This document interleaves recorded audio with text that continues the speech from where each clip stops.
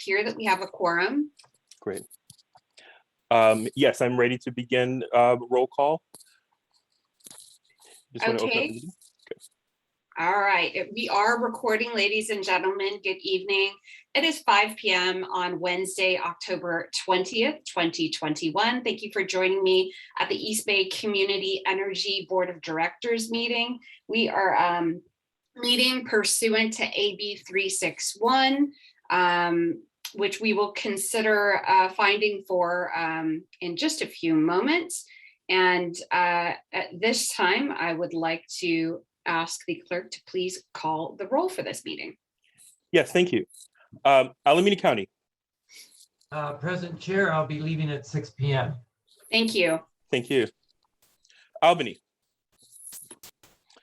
Albany. Berkeley. Berkeley. Dublin. Here. Thank you. Fremont. Fremont.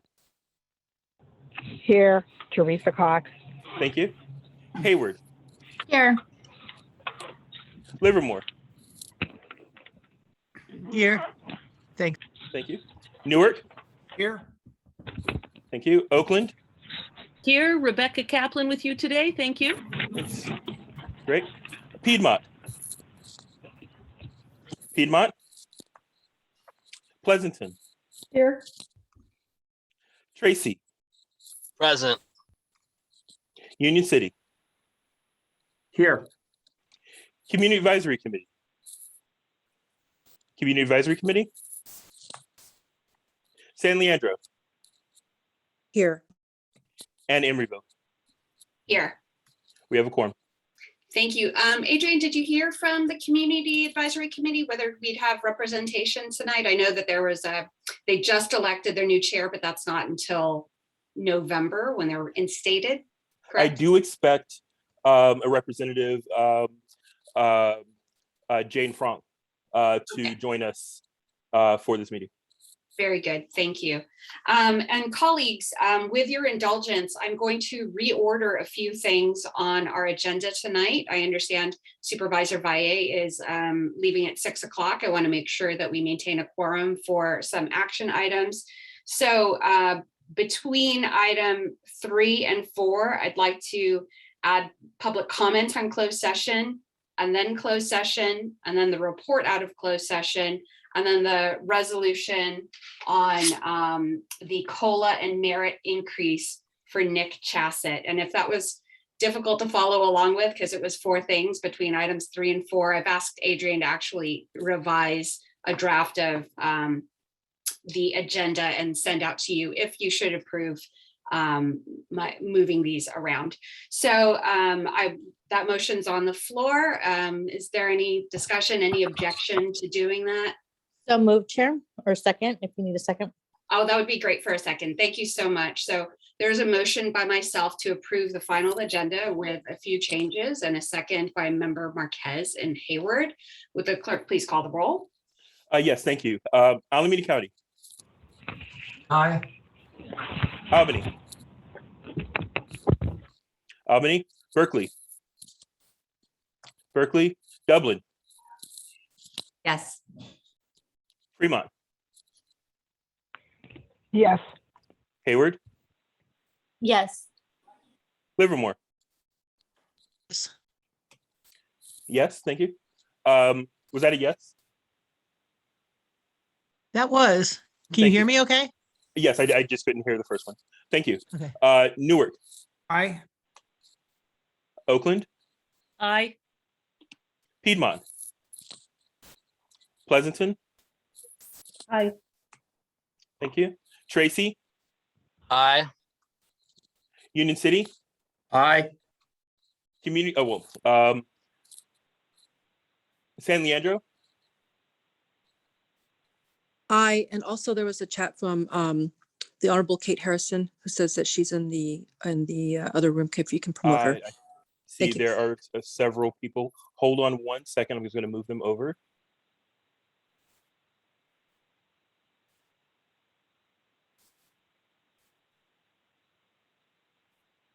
Right, I've moved over Director Harrison. Thank you. And- Great.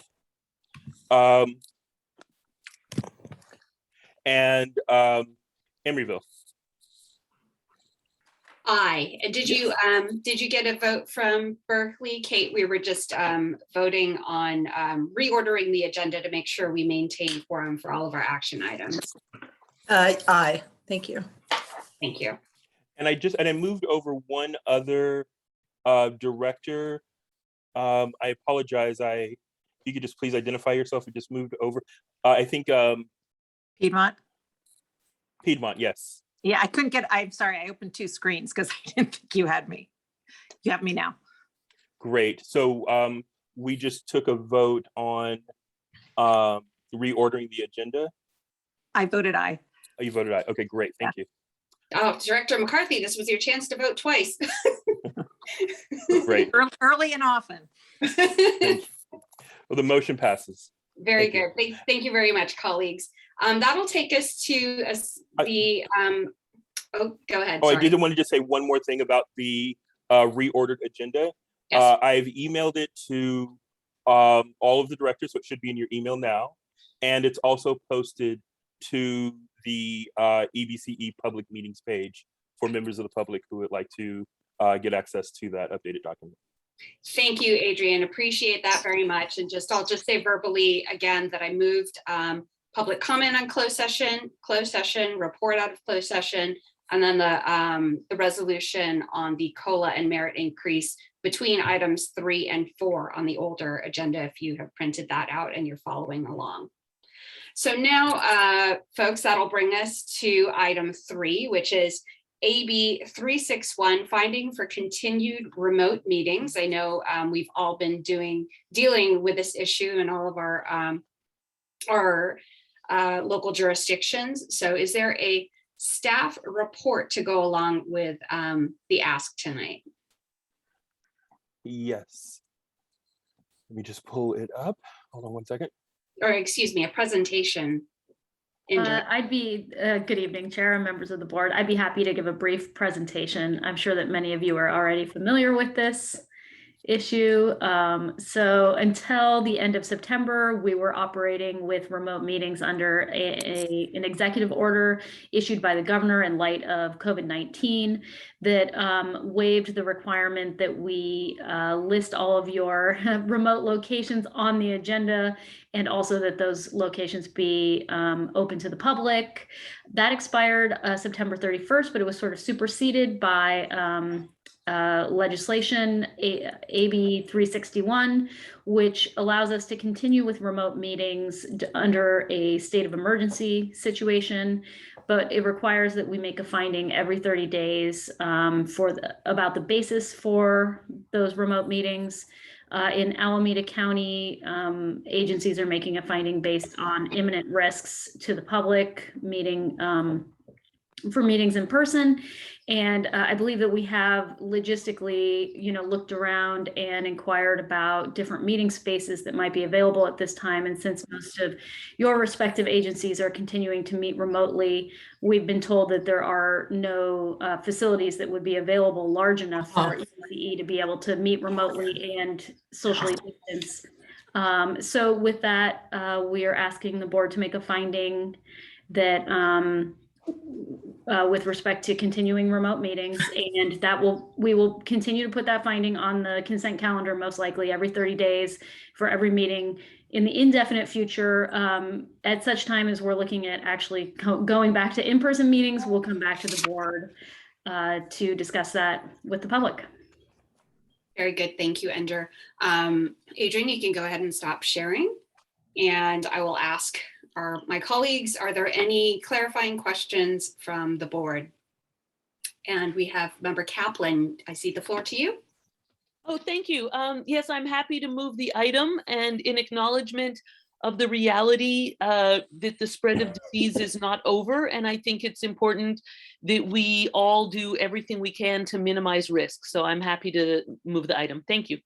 Thank you, Member Kaplan. And if you will take a friendly, I'm sorry. If I was actually going to offer a friendly amendment, if you don't mind me making the second. I think that was Member Cox. Correct. I'm just wondering if we can change the finding to be imminent risk to public health, because I, as an attendee, don't feel that I'm at risk, but I live with people who are too young to be vaccinated. So I'm just wondering if we can make that change. And I think that's consistent with the documents that you sent forth, Inder. So, okay, I see a nod. And Member Kaplan, would you take that friendly amendment to your motion? Yes, I happily accept that as a friendly amendment, and I agree that protecting the public health is the point. Thank you. Very good. And then And I reconfirm my second. I agree as well with the friendly amendment. great. And then I'm happy to have you recorded as the second on that. Thank you. Chair Martinez, I think we just got a chat reminding us that we had not opened public comment on this item. So with that second, we should go ahead and do that. We will absolutely do that. Thank you for the reminder, but I will remind the public that it's okay to take a motion and a second before opening public comment, but we should never miss public comment. So at this time, I will check in with our clerk to see if anyone has submitted an electronic comment or a speaker card on this issue, or whether there are any hands raised in Zoom. And I will remind you to use the raise hand feature if you're joining us via Zoom, or if you're calling in, press *9 to be recognized. Adrian? For the closed session, we have one hand raised from Blair Beekman. I recognize him for 2 minutes. So I'm sorry, this is not for the closed session yet. This is for AB 361, the finding. My apologies. No AB problem. 361, we have one hand raised from Blair Beekman. Okay, thank you. We can go ahead and grant that speaker time. Okay, 2 minutes.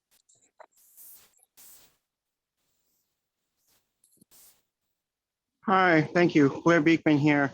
I wanted to speak on, is closed session and public comment going to be combined into one item to ask a procedural question? I will provide for public comment before the closed session, and then there will be a general public comment maybe 3 items later. So we'll conduct our closed session meeting, report out of the closed session, and then hear a resolution.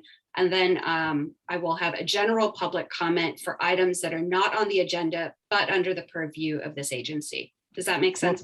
Yeah, thank you. I will speak at this time about COVID issues, and I'm in kind of transit. So yeah, it's easier if I speak now, if that's okay. I wanted to speak about overall COVID issues, and thank you for this item. Thank you for the words of Commissioner Kaplan, who's sitting in today. I'm hopeful that I think mask use can be really important. I think there's new reports coming in of vaccine of COVID rise in England and in Russia. So I think we have to be ready here, and mask use can be a really important way to work on the issue this fall and this winter, this holiday time in California. Good luck to ourselves how we can better talk about the future of the vaccine mandate.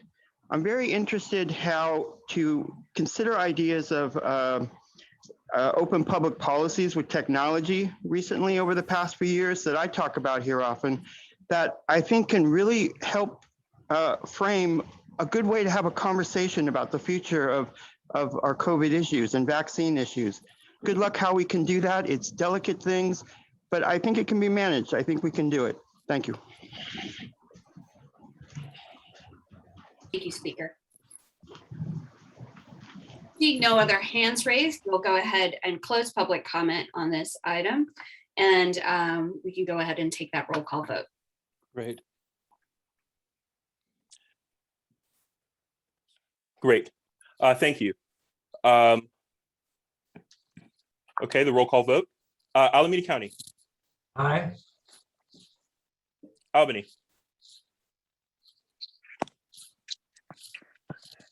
Berkeley. Yes. Dublin. Yes. Fremont. Yes. Thank you. Hayward. Yes. Livermore. Yes. Newark. Aye. Oakland. Aye. Piedmont, Yes. Pleasanton, Aye. Tracy, Yes. Union City, Aye. San Leandro, Aye. Emeryville. Aye. The motion passes. Very good. And I'll just note for staff that in my city and other agencies where I serve, after our first meeting, we are moving this item to consent. So we should be able to do that at our next meeting. Very good, thank you. Now we can move on to our next item, which will be public comment on closed session. Mr. Clerk, have we received any electronic comment cards on closed session? We have not received comment cards for closed session. Okay, and I am checking to see if there are any hands raised. I'll remind those joining us that you can use the raise hand feature to be recognized. If you're calling in, please press *9 and that will raise your hand. I'm seeing no raised hands at this time, so we'll go ahead and close public comment and move into closed session. Oh wait, I do see a hand. Adrian, can you please recognize Jessica Tovar for 2 minutes? Great, thank you very much. Jessica Tovar, you're recognized for 2 minutes. Hi, I apologize.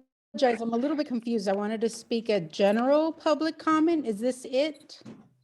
Yes, okay. No, So- we're going to have a general public comment after closed session. After the closed session, I'll wait. Thank you. Yes, thank you, Jessica, Sorry for your about the patience. There is an updated agenda on the website now. We just reordered things so we could maintain quorum. Okay, thank you. Seeing no other hands raised, I'll go ahead and close public comment on the closed session. Colleagues, has everyone received the credentials for the Google Meet for closed session? If anyone has not, please use the raise hand feature now and we'll make sure that our clerk is able to take Madam care Chair, of it. I'll be calling in because I don't have access to Google. The county doesn't use that system, so I'll be on my phone. Very good. Thank you, Supervisor. Member Hannon?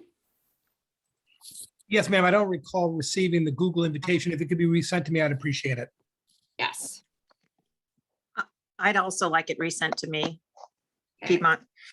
Very good. Actually, I'm in the same boat. We don't use Google. So Okay. if someone Okay. could send me the number as well, I I have to dial sent- in by phone. Okay, I sent a link. I will need to send out a phone number. I'll send it to everyone as well. Yes. But there should be a link in an email labeled closed session credentials for this meeting. Great. And if you don't mind resending that to all of us, along with a phone number for those folks who are unable to use Google Meet. Great. Would be appreciated. Okay, Great, I'm folks, seeing that now. Great, thank you. we'll see you on the other side. Give people some time to trickle in there, and then we'll be back at this link to report out of closed session for all of those who are joining us. See you soon.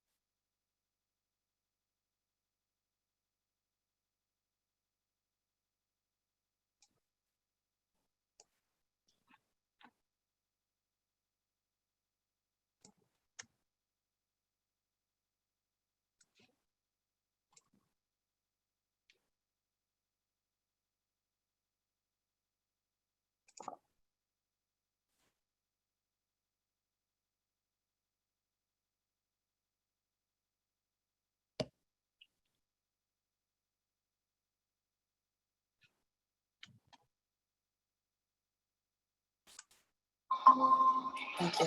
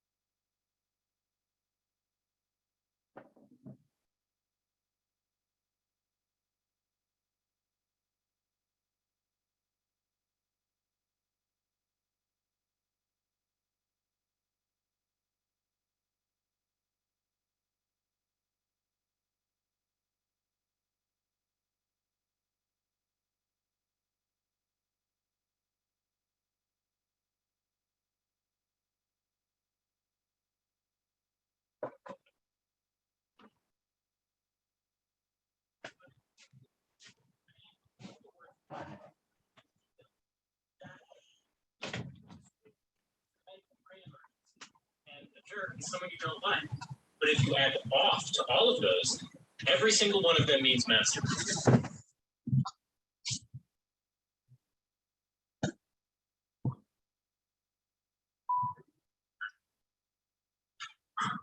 I love being with.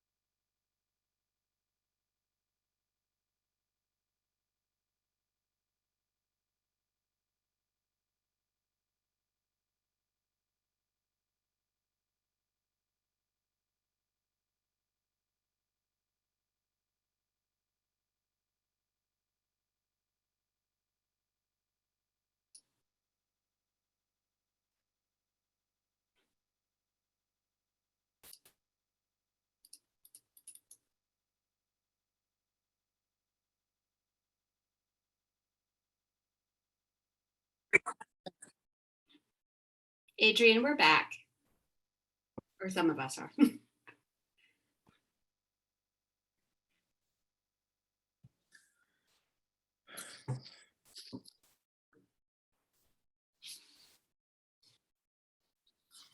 Thank you. I am just moving back. Okay, so.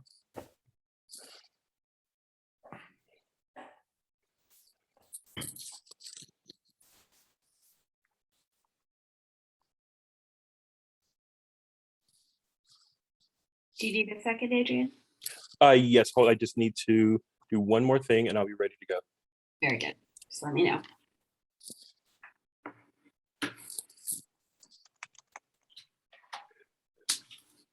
Okay, I'm ready to go. Very good. Is Inder back in here with us yet? And Madam Chair, Board Member Harrison has indicated that she needs to be let back in as well. Thank you. I'm moving Ender over from the attendee area. Very good. As well as other directors.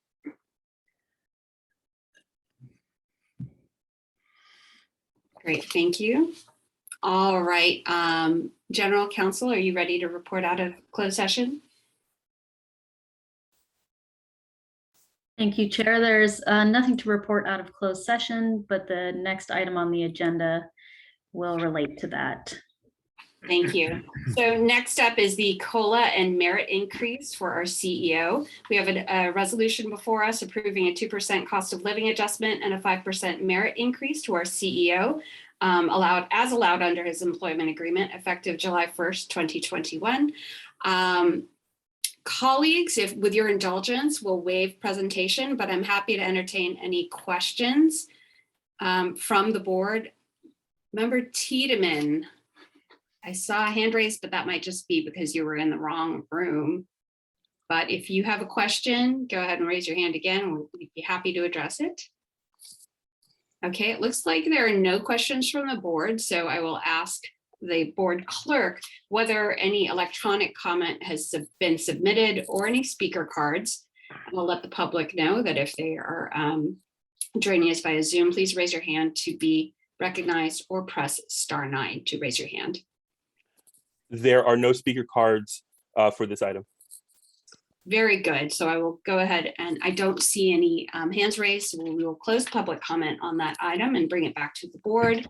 If there's no discussion, I'm happy to entertain a motion and a second. I move the item. Second.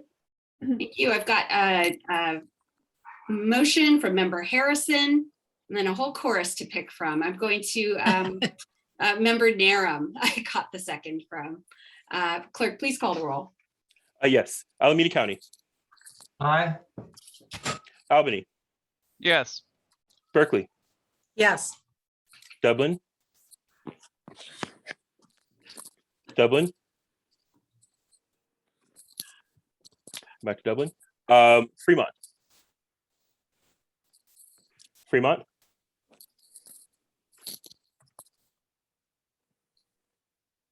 Hayward. Hayward, aye. Livermore. Aye. Newark. Aye.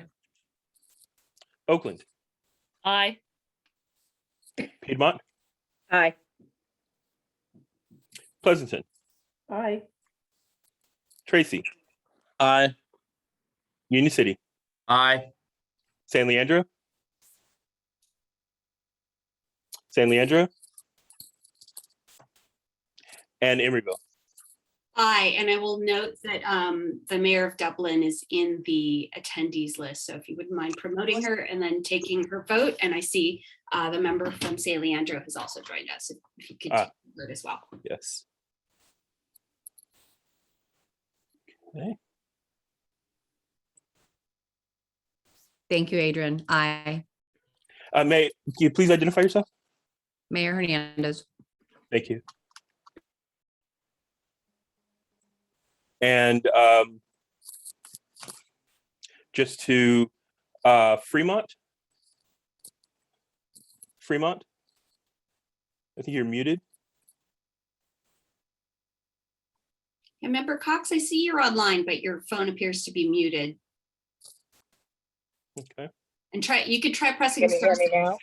Yes, there you go. Fremont, Yes. thank you.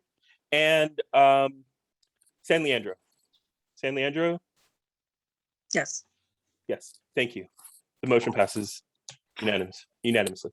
Very good. Now we can get moving. I always want to say we're cooking with gas, but as I was reminded, that's not what we want to say anymore. We're cooking with induction. So Cooking with clean energy. we're cooking with clean energy. There we go. So now is the time for general public comment. This item is reserved for persons wishing to address the board on any EBCE related matters that are not otherwise on this meeting agenda. Public comments on matters listed on the agenda shall be heard at the time the matter is called.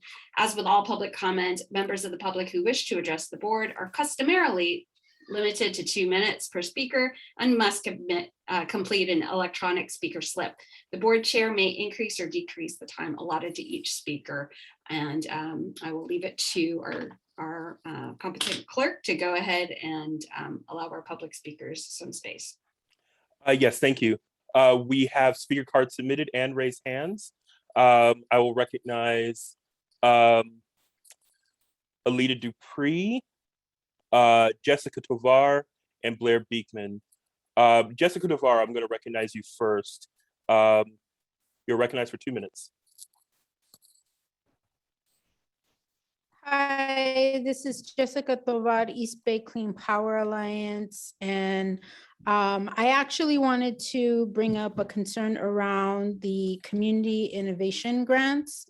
As part of the local development business plan is a program on community innovation, grant funding. And back in 2019, I believe it was the first grant that was given out. I can't remember if it was 6, 7 organizations at like 40,000 each. And that is something that we want to see every year. I know the second year, 2020, was different because of COVID.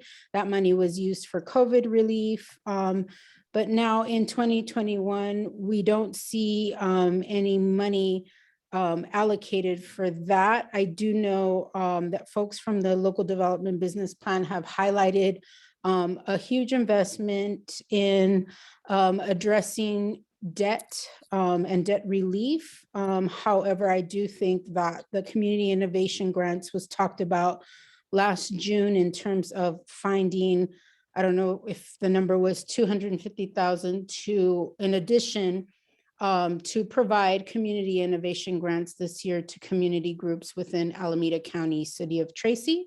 And the point of innovation is really to help community groups start local projects. And it's just open to innovation. And that is something that's really important moving forward into this new era of clean energy, where a lot of our organizations don't have the resources, and that seed funding is very important. So the last conversation I remember, it was brought up that the EBC should be looking into allocating money for that. And I would like to see that be taken up before the year is over. Thank you very much. Clean power to the people. Great. Thank you very much. I recognize Michael Eisenshire for 2 minutes.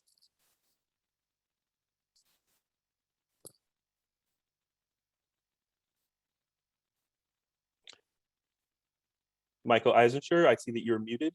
You're recognized for 2 minutes. Thank you. I didn't know I was muted. Can you hear me now? Yes. Thanks very much. I submitted these comments electronically as well, so if I run out of time, you've got the totality of them. I'm a resident of the East Bay since 1996 and a homeowner in Oakland since 2004. I'm a delegate to the Alameda Labor Council from Peralta Federation of Teachers. I'm now retired and am a founding member of its Climate and Environmental Justice Caucus. However, I'm speaking tonight for myself as a resident, a voter, and a concerned citizen. But I can say my views on where the call center is located. I'm speaking now on number 15. Who performs the work and under what terms and conditions they are shared, those views are shared widely throughout the labor movement. To be clear, I support East Bay Clean Power Alliance's call for bringing the call center and data management services in-house under terms and conditions that meet union standards and respect the labor rights of those workers. EBCE's mission as a public agency should be to create local and well-paid jobs. In 2020, it made a commitment to build in-house capacity and experience to be able to make a full transition to a local call center in 2023. This amendment is inconsistent with that objective. EBCE should be transparent about the process, possible vendors, and how the vendor selection happened. An in-house call center can provide quality, round-the-clock, worker-run service throughout the week, which Smud does not provide, and provide union standard local jobs for East Bay residents. Now is the time to act on the promise of bringing EBCE's call center in-house and to provide customer service and good local jobs for Alameda County and Tracy. Thank you. Thank you very much. I'm going to recognize Blair Beekman for 2 minutes. Hi, thank you. Blair Beekman here. Thanks for the meeting tonight. Thanks for the words of the previous speaker. It kind of fits in with what I'm trying to consider myself in my small little ways down here in Fremont, where I live. I guess first, I thank you to the CEO that he has received some sort of pay raise, it sounds like. In the very least, I think he's a part of what can be very good practices within the EBCE, that they offer a very constructive program for the public, I think, to understand. And from one item that you see in 1 month, I'm learning how that appears a few months later in its new forms that I find really interesting. And it's a really good learning experience for myself. And the openness of having so many public meetings a month just simply offers a great example for the entire Bay Area, how we can talk about these issues more. So thank you for these public efforts. And I wanted to use this time to remind that, the importance of accessibility and the importance of, like say with subsidy issues or grant issues, as spoken by the first speaker tonight, to make those sort of programs accessible to lower income people. It's an important concept to understand, and just a reminder that I hope we can work towards those ideas. And about the call center issues, that concerns the ideas of planning and emergency planning that I hope we're all considering. And good luck how we can do this in the next few years if we work on local procurement ideas of renewable energy and really concentrate and focus on these good things that I'm learning here that you're often promoting with the help of community advocacy. We can do some really important things. And thank you for these efforts. Great, thank you. We have an additional speaker, Steve Ongerth. Steve Ongerth, you're recognized for 2 minutes. Hi there, my name is Steve Ongerth. I am a union member and a supporter of East Bay Community Energy. And I want to echo the comments made by Michael Eisinger. As a union member and a clean energy advocate and an environmental justice advocate, one of the biggest concerns that is raised by union workers who are involved in traditional conventional energy supply chains is the lack of good union jobs in the renewable energy sector. This organization needs to set a strong positive example in making sure and ensuring that the jobs that East Bay Community Energy provides are union jobs and pay a union wage. So please follow the recommendations as presented by Michael Eisinger and others on this call about the call center. Thank you very much. Okay. There are no further speakers for public comment at this time. Great, thank you, Mr. Clerk. We'll go ahead and close public comment at this time. and move to the consent agenda. Colleagues, are there any questions on the consent agenda? It does not appear so. Mr. Clerk, has anyone submitted public comment on the consent agenda? There are no speaker slips for the consent agenda. Okay, and I do not see any hands raised, so we will go ahead and close public comment on the consent agenda, and I'll bring it back to my colleagues for a motion in a second. Member Hannon? Yes, Madam Chair, I go ahead and move the consent calendar. Very good. Is there a second? Hernandez will second. We have a motion from Member Hannon, a second from Hernandez. Please call the roll. Thank you. Alameda County. Aye. Albany. Yes. Berkeley. Yes. Dublin. Yes. Thank you. Fremont. Yes. Hayward. Yes. Livermore. Livermore. I see that you're muted. Livermore. We'll come back to you. Newark. Aye. Oakland. Aye. Piedmont. Piedmont is aye. Thank you. Pleasanton. Aye. Tracy. Aye. Union City. Aye. Thank you. San Leandro. Aye.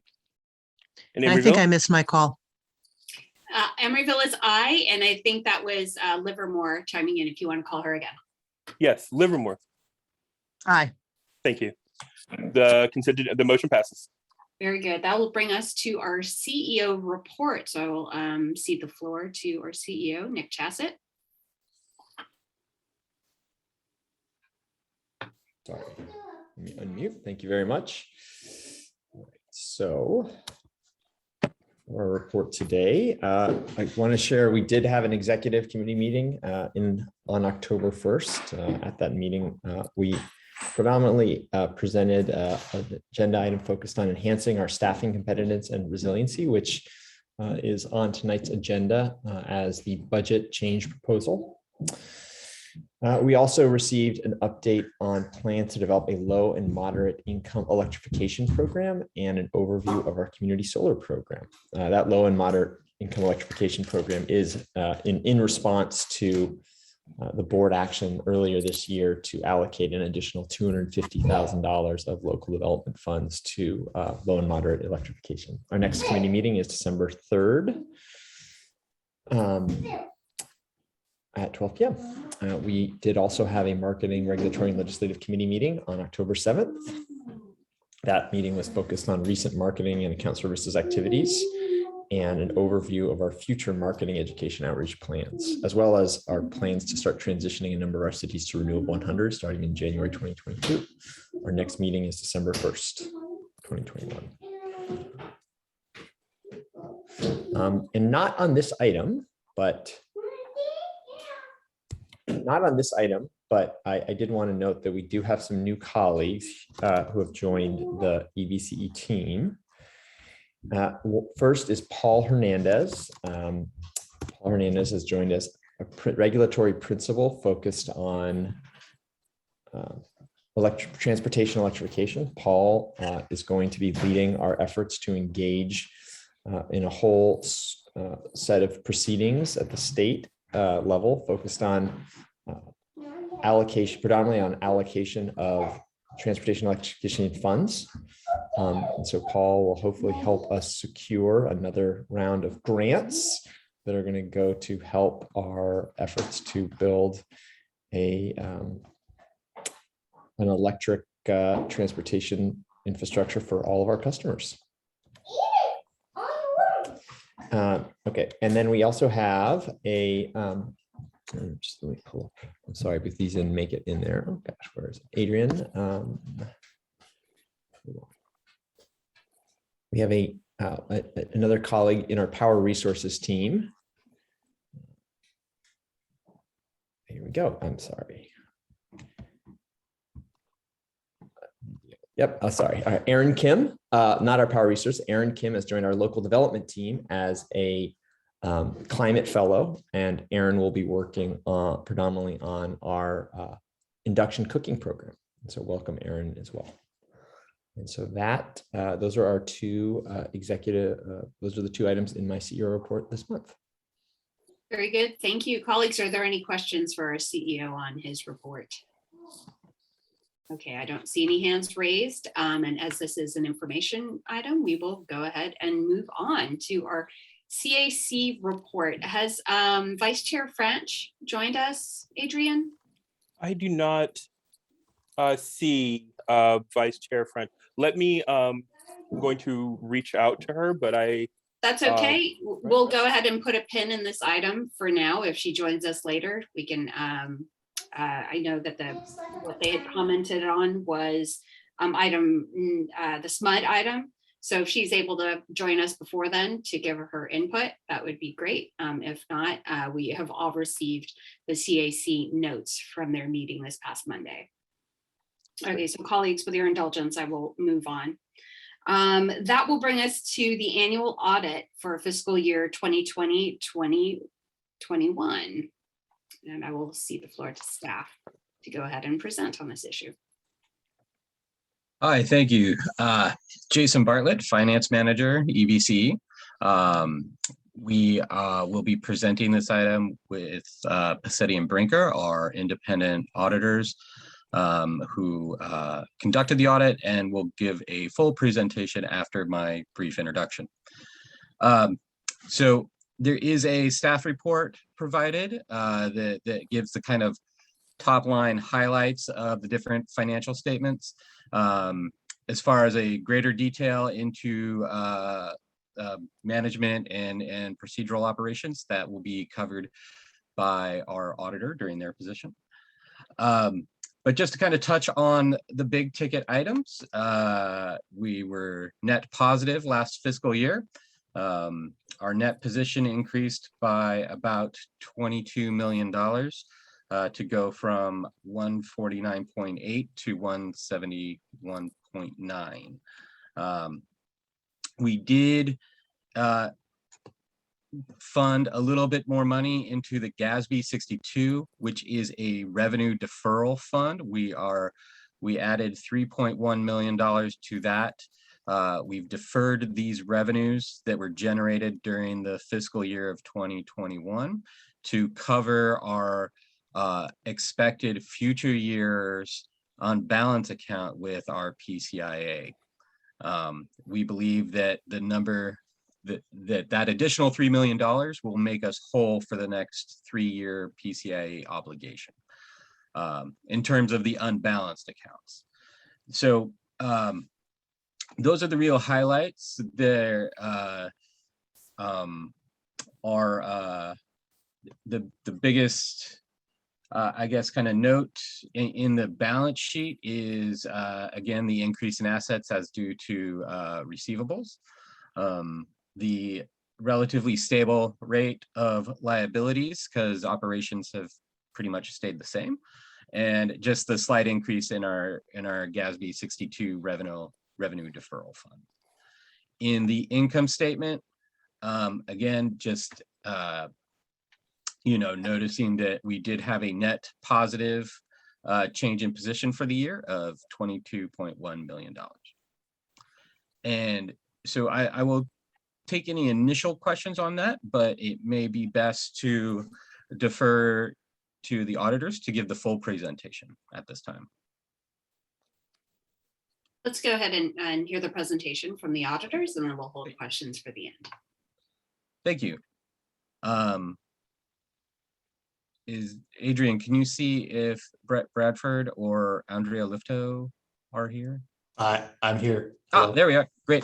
Okay. Thanks, Brett. I will step aside. Adrian or Jason, do you have our PowerPoint available to share? Yes, we do.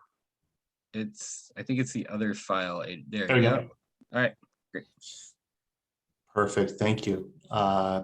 Thank you for the introduction, Jason. My name is Brett Bradford from Passetti and Brinker, and we are back again to report on the audit happy to be back once again and provide a good, pleasant report without any excitement, which is what we like for an audit. Adrian, if you could advance the slide 1, please. Brief slide here, just introducing some of our background. Ms. Lifto wasn't able to join us tonight, but I'm Brett, and there's a little bit of my background working with many CCAs throughout the state currently. And if you could advance the slide, please. So the results of the current year audit, the audit's complete, and we've reported the following: an unmodified opinion based on our audit. The financial statements are materially accurate. So unmodified opinion, that's auditor speak for it is a standard clean opinion on the material accuracy of the financial statements. That's a good thing. And then the other important thing is that we did not report any significant deficiencies or material weaknesses in internal controls. Also a good thing. Can skip one forward. So this slide just takes us through, and this are very similar to the slides in previous years. Again, boring auditor report is a good auditor report. This takes us through some of the relative roles and responsibilities. Management is responsible for preparing the financial statements and establishing a system of internal control. And the auditor is responsible for auditing the financial statements. So we do that by considering the risks of material misstatement in the financial statements. That means we consider internal controls relevant to the preparation of the financial statements. And then based on the results of our risk assessment, we perform tests of year-end balances. And then we also evaluate the adequacy of disclosures. Of course, we can't prepare the financial statements because that would be an impairment independence or an impairment of our independence right there. So Jason and his team, and with help from Maher, do prepare the financial statements. So if you could advance one slide, please. So this slide takes us through some significant areas of focus. One thing that we're required to do is to consider the kind of the economic and macroeconomic context of the entity as we enter the audit and incorporate that into our risk assessment. So obviously COVID is dominating the economic scene right now. Revenue recognition is a very big part, one of the biggest parts of the audit. So we look at accounts receivable and accrued revenue. And accrued revenue is revenue that's been earned through the sale of electricity, but which has not yet been billed at the end of the year. We test a sample of customer billings directly. We look at the total cash received during the year, and we relate that to revenue. And we review revenue recognition through year end, and the method for determining the revenue. So that's accrued revenue. Look at that as well. Although it's a government entity, we're in an enterprise fund realm here of reporting, which means full accrual accounting, similar to a commercial business. So having revenue match the expenses, the old matching principle, is very important. So cash, we send confirmations directly to financial institutions. Can advance one, please. Some other areas of significant focus, the accrued cost of electricity. So this is on the cost side now. We look at subsequent bills from the electricity providers, and we look at cash payments. The point of that, all that work, is to make sure that all of the cost has been scooped up into the period, whether or not cash flowed out to pay for the electricity, or that the cost was incurred and would be recognized as an accrued expense. And then we also look at accrued rec expense, of course. We look at supplier security deposits. We look at contracts to determine the completeness of the amounts recorded. And then, of course, we look at the financial statement note disclosures. I'm sure as many of you have seen, the note disclosures are lengthy and dictated by the GASB. And so again, the notes are part of the financial statements, and Jason and his team, with the help of Maher, put those together as well. So those are encompassed in our audit opinion of what we're opining on. And if you could advance one more slide, please. So now we're getting to the section where we're addressing some of the communications that we're required to make under the auditing standards to those charged with governance, which is the board. So the significant accounting policies adopted by the organization throughout the periods audited appear appropriate and consistently applied. That's a good thing. No alternative treatments of accounting principles for material items in the financial statements were discussed with management. There was no discussion there. Things could have gone a different way in terms of the presentation. Also a good thing because it's pretty clear cut. You can advance, please. We did not propose any adjustments to the financial statements. That's a very good thing. Not always the case, certainly, in my experience. We did not identify any significant or unusual transactions or applications of accounting principles where a lack of authoritative guidance exists. That means we didn't go out on a limb with respect to any accounting interpretation or anything like that. Go ahead one, please. This is a big one. There were no disagreements with management concerning the scope of our audit, the application of accounting principles, or the basis for management's judgments on any significant matter. And we did not encounter any difficulties in dealing with management during the performance of our audit. You could advance, please. That is the final slide. I'm happy, of course, to answer any questions about the audit or the financial statements. Very good. Thank you, Brett, for your presentation. Clerk, if you don't mind unsharing the presentation so we can see everyone. Just wanted to see if colleagues, if you have any questions on the very exciting audit that we've received. Everyone, I'm sure is thrilled. Well, Member Hannon. Thank you, Madam Chair. No questions, but I just want to again take the opportunity to commend staff for another outstanding audit. As boring as it was, Brett, we have as a board have a fiduciary responsibility to our customers to make sure that we're operating not only efficiently, but certainly within the guidelines of all accounting laws and things of that nature. So as boring as it was, it doesn't discount the incredible work that the finance department has done to, again, deliver another real good audit. So thank you to staff for outstanding work. Thank you. I recognize Member Kaplan. Yes, thank you. I want to support the comments of the distinguished gentleman from Newark and just say that, this is one of those rare areas where boring is good. If the report were not boring, it would probably be bad. So I just want to express my appreciation for the effective, thoughtful, and legally valid accounting that this agency conducts that has been confirmed. Thanks. Very good. Member Narum. Thank you, Chair. I too want to express my thanks and congratulations to Howard, Jason, and their staffs. It's a huge accomplishment, I think, to have an audit with no findings, particularly for an agency that's 3-4 years old with income or revenue of nearly $500 million. I just find that a huge accomplishment. I was honored to sit on the audit committee along with Member Hannon and I believe Member Cox.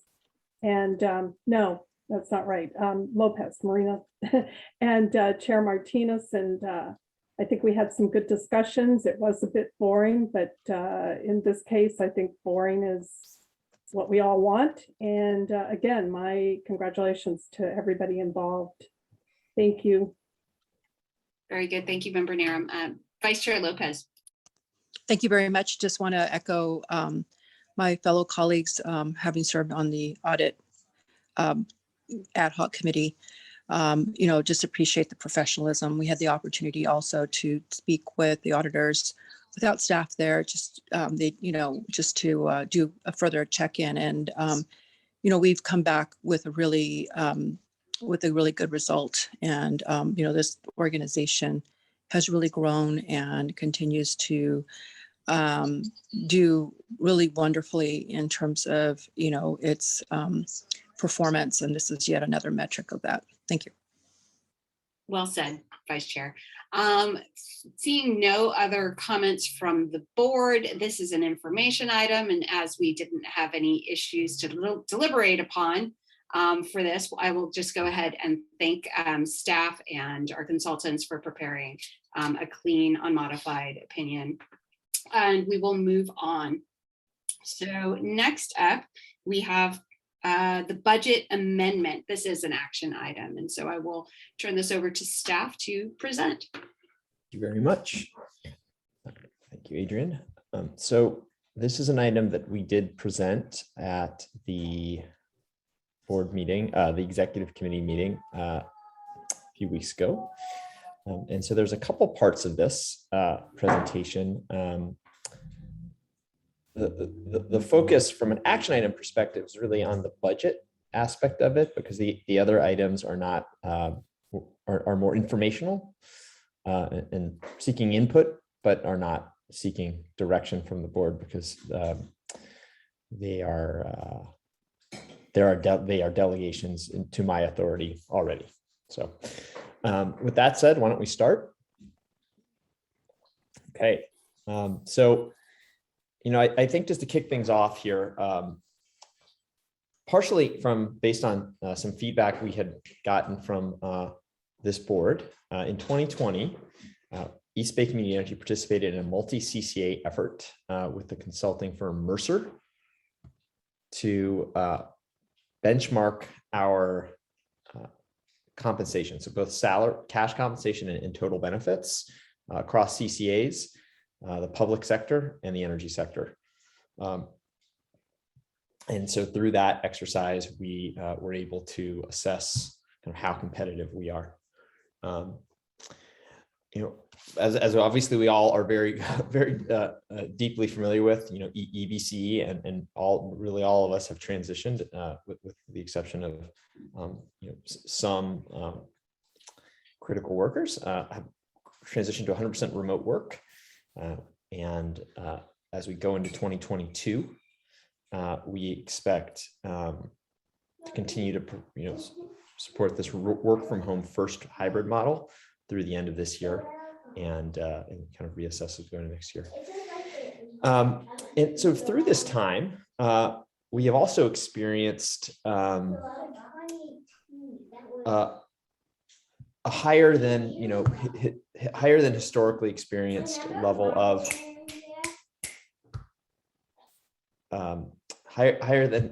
historically experienced level of both staff seeking to move outside of the Bay Area. So perhaps they were living in Oakland or San Leandro or Hayward, and through this period have moved somewhere else and are now kind of rethinking whether they want to move back to the Bay Area, or they're seeking to move out of the Bay Area now because they are a member of their family may have gotten a job somewhere else. And generally, just we've seen higher levels of turnover within our own staff, people leaving EBCE for other jobs. And so, it's within this context, next slide, please, that we have been thinking about how do we retain our existing staff and continue to attract new staff to the agency. So, there's really 3 steps that we're thinking. And when we think about the budget change, it's really the 3rd step, but the first 2 steps I think are important sort of policies that I wanted to share. So one is to more closely tie salary levels in each functional area to sort of the market comparable. So today we have a salary scale that is applied uniformly across the whole agency. A manager in marketing is compensated at the same level as a manager in power resources. One of the findings from the Mercer study is that there are differential levels of compensation by area of expertise or work area. The second is to continue to implement a flexible work from home policy that enhances our ability to retain staff as they seek to move outside of the Bay Area, while still, really allowing us to maximally attract new talent and new local talent to the maximum degree possible. And then finally, and this is the budget component, we are seeking to increase staffing levels with an additional 6 incremental hires this fiscal year to enhance our organizational resilience. These are largely positions that we have had on our roadmap, but as we think about staff leaving the Bay Area, as we think about the higher levels of turnover that we've seen, we think that adding these 6 positions is important to ensure that our agency is positioned to succeed if we do continue to see more turnover than expected. Next slide, please. So I'm going to talk a little bit here about the Mercer study and the results of the Mercer study. 5 CCAs participated and analyzed 27 specific CCA jobs. And those jobs were defined by the participating CCAs. They looked across our organization, so executive, customer service, finance, power procurement. So it was a pretty comprehensive study, really looking at all the kinds of jobs we have in our agency. And then, they assessed our compensation, and we're looking at it sort of by quartiles. We're in the 25th percentile, the 50th percentile, the 75th percentile of the comparable set. The comparable set being the public sector and the energy sector, both public and private energy providers. Next slide, please. So generally, Mercer found that many of our jobs, sort of sit within that 50th percentile of utility salaries when adjusted for local cost of living. These findings did identify that that's not uniform across executive or marketing or power or local development. The two areas that Mercer identified as being areas where our salaries are below the utility average, and this is private and public utilities, is in the power procurement functional area, and then the senior executive functional, or not functional, but amongst our most senior executives. So in response to the Mercer study, and and generally trying to sort of position ourselves to retain and attract talent, EBC management is proposing to update our salary map to differentiate compensation across functional areas. This is not changing compensation for the C-level executives. To be clear, this is for the organization as a whole. Next slide.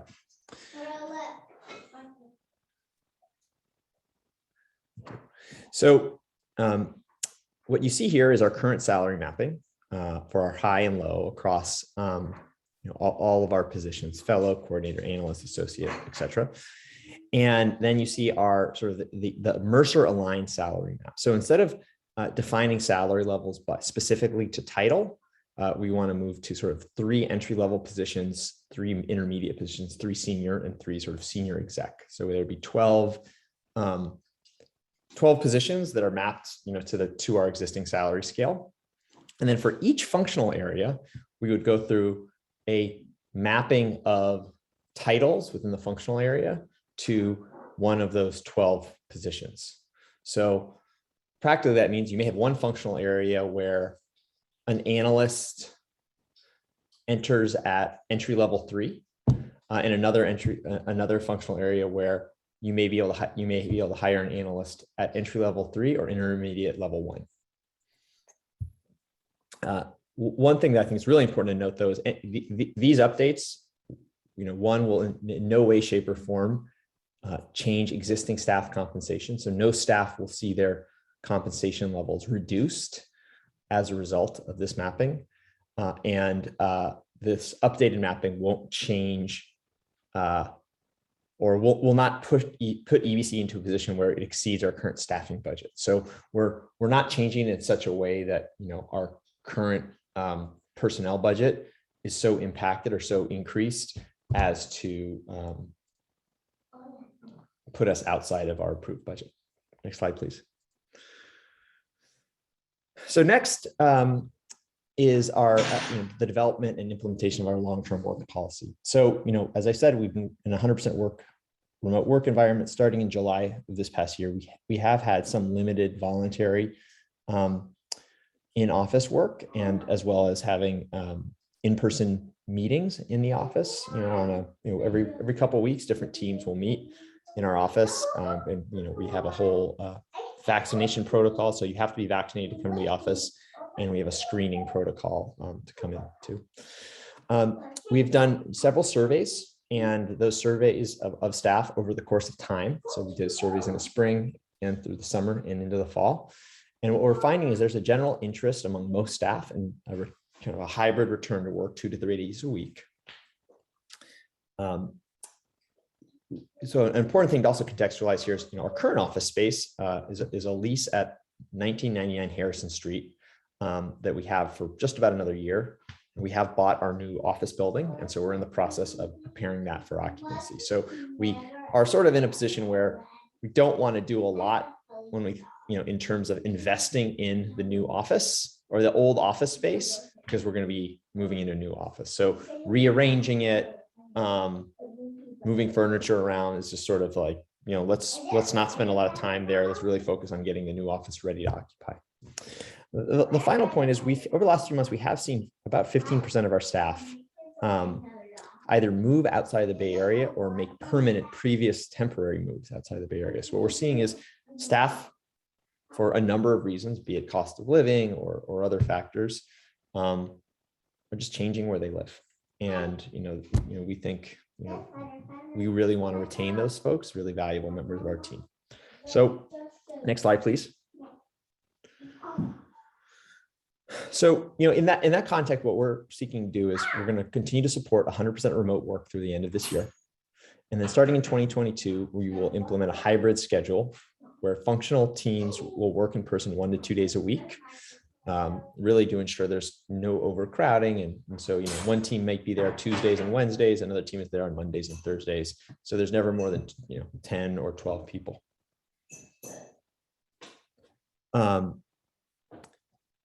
This is something that we think we are going to, really reevaluate once we're ready to move into our new office building. We will continue to have all hands meetings, every 6 to 8 weeks. And so these are, 1 to 2 day meeting, kind of retreats, structured meetings where all staff are getting together and having sort of in-depth meetings about strategy and plans that we're working on. And then on a case-by-case basis, with my approval, we are going to be allowing 100% remote work for both existing and new hires, subject to a requirement that they attend these quarterly in-person meetings, and as well as that they attend, meetings that we need them to attend in person, as required by their job. With also with a recognition that while we may grant remote work at this time, we also reserve the right to change our mind. And, if a job requirement shifts and, right now it's something that we can support 100% remote, but in 6 months or 12 months, it's something where we need somebody to be coming to the office 1, 2, 3 days a week. That is one of the contingencies of the approval for 100% remote work. Next slide, please. So this gets to the conversation that's sort of the core of the memo, which is increasing our staffing levels and the budget change proposal. So prior to 2021, we had only had 1 staff member leave to pursue another opportunity. So really low levels of turnover, something that we're really happy about. And so in 2021, we've had 3 resignations.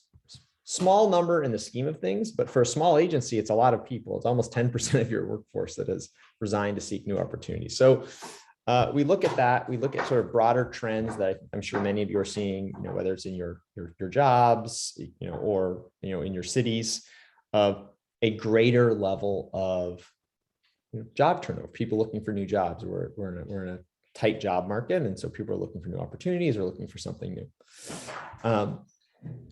And so it's in this context, that we've also, as we've received at least 5 requests for long-term remote work. So, between people who have left and remote work, that's 8 of 36. That's over 20% of our workforce where there's some sort of change in status.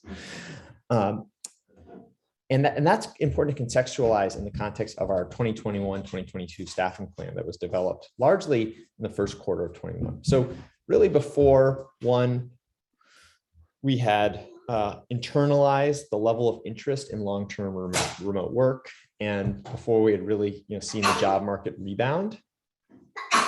And so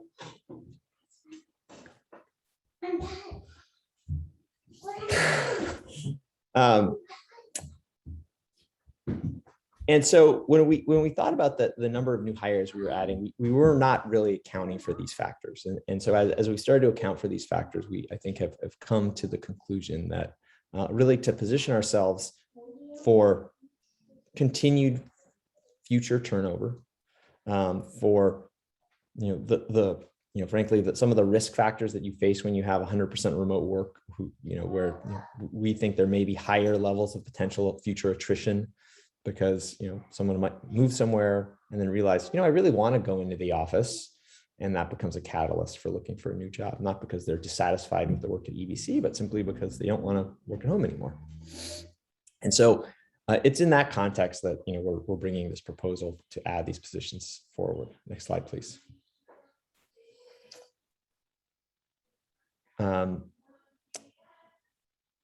In our 2021-22 budget, and for some of you who may not have been part of that process, we did add 9 new hires, but as I said, we've had 3 positions. We've filled 3 of those, but we have 2 folks that have left the agency. So we're hiring for 8 new positions, and we do continue to in-source work. And so one thing that we'll be talking about in a little bit around the data management contract is part of our roadmap for extending our contract with Smud is continually insourcing data management. So, we have two full-time data management staff who are working to manage our those data management capabilities. And, we're seeking to continually bring more of that in-house. We have at least 1 new hire that we're planning to sort of focus on those data management functions. And so redundancy and resiliency becomes all the more important because we can't simply rely on a consultant to hire another consultant to, if somebody leaves, we really need to have those people in the agency. So next slide, please. So here are the 6 positions that we're proposing. One is a power resources transactions analyst. One is a power resources, and the power resources team to focus on market fundamentals and risk management. We have a CRM engineer. And so part of our data management capabilities that we are bringing in-house is moving from relying on an outsourced or outside customer relationship management system to be our system of record for all of our customer data. We have brought that in-house, and so we manage our own Salesforce CRM. And so we're looking to hire an engineer to continually update and maintain that system. We're also looking to deepen our data engineering bench in technology. We want to add a customer communications and customer experience lead to focus on how the look and feel of our customer communications, and what the customer experience is and things like on our website or in customer contacts. And then we want to hire an operations and finance associate. Many of you know our colleague Vanessa Gerber, who has been in this role, and so she has been recently promoted into an associate position on the local development team. And so we want to create a backfill for that role.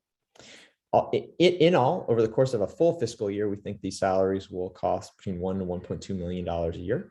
But given that we are not going to hire them all immediately, and so we're sort of applying kind of a 2/3, 1/2 FY weighting to these salaries. And so that's why we're asking for up to $750,000 of incremental budget for this.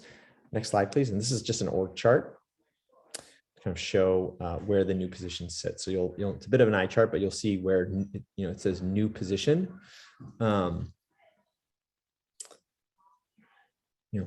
Most of them, 5 of the 6 kind of sit within the organizations that Howard leads, and then 1 is in the marketing and account services. So I will leave it at that. Great, thank you, Nick. Colleagues, are there any clarifying questions for staff on this presentation? Would you mind stop sharing the presentation? And I will recognize Member Harrison. Yeah, thank you, Mr. Chassett. I just wanted to ask about timing for making these changes. I'm not clear in our budget process when we make adjustments to our budget. Do we do that as needs come up, or are we doing this on a more of a regular scheduled basis?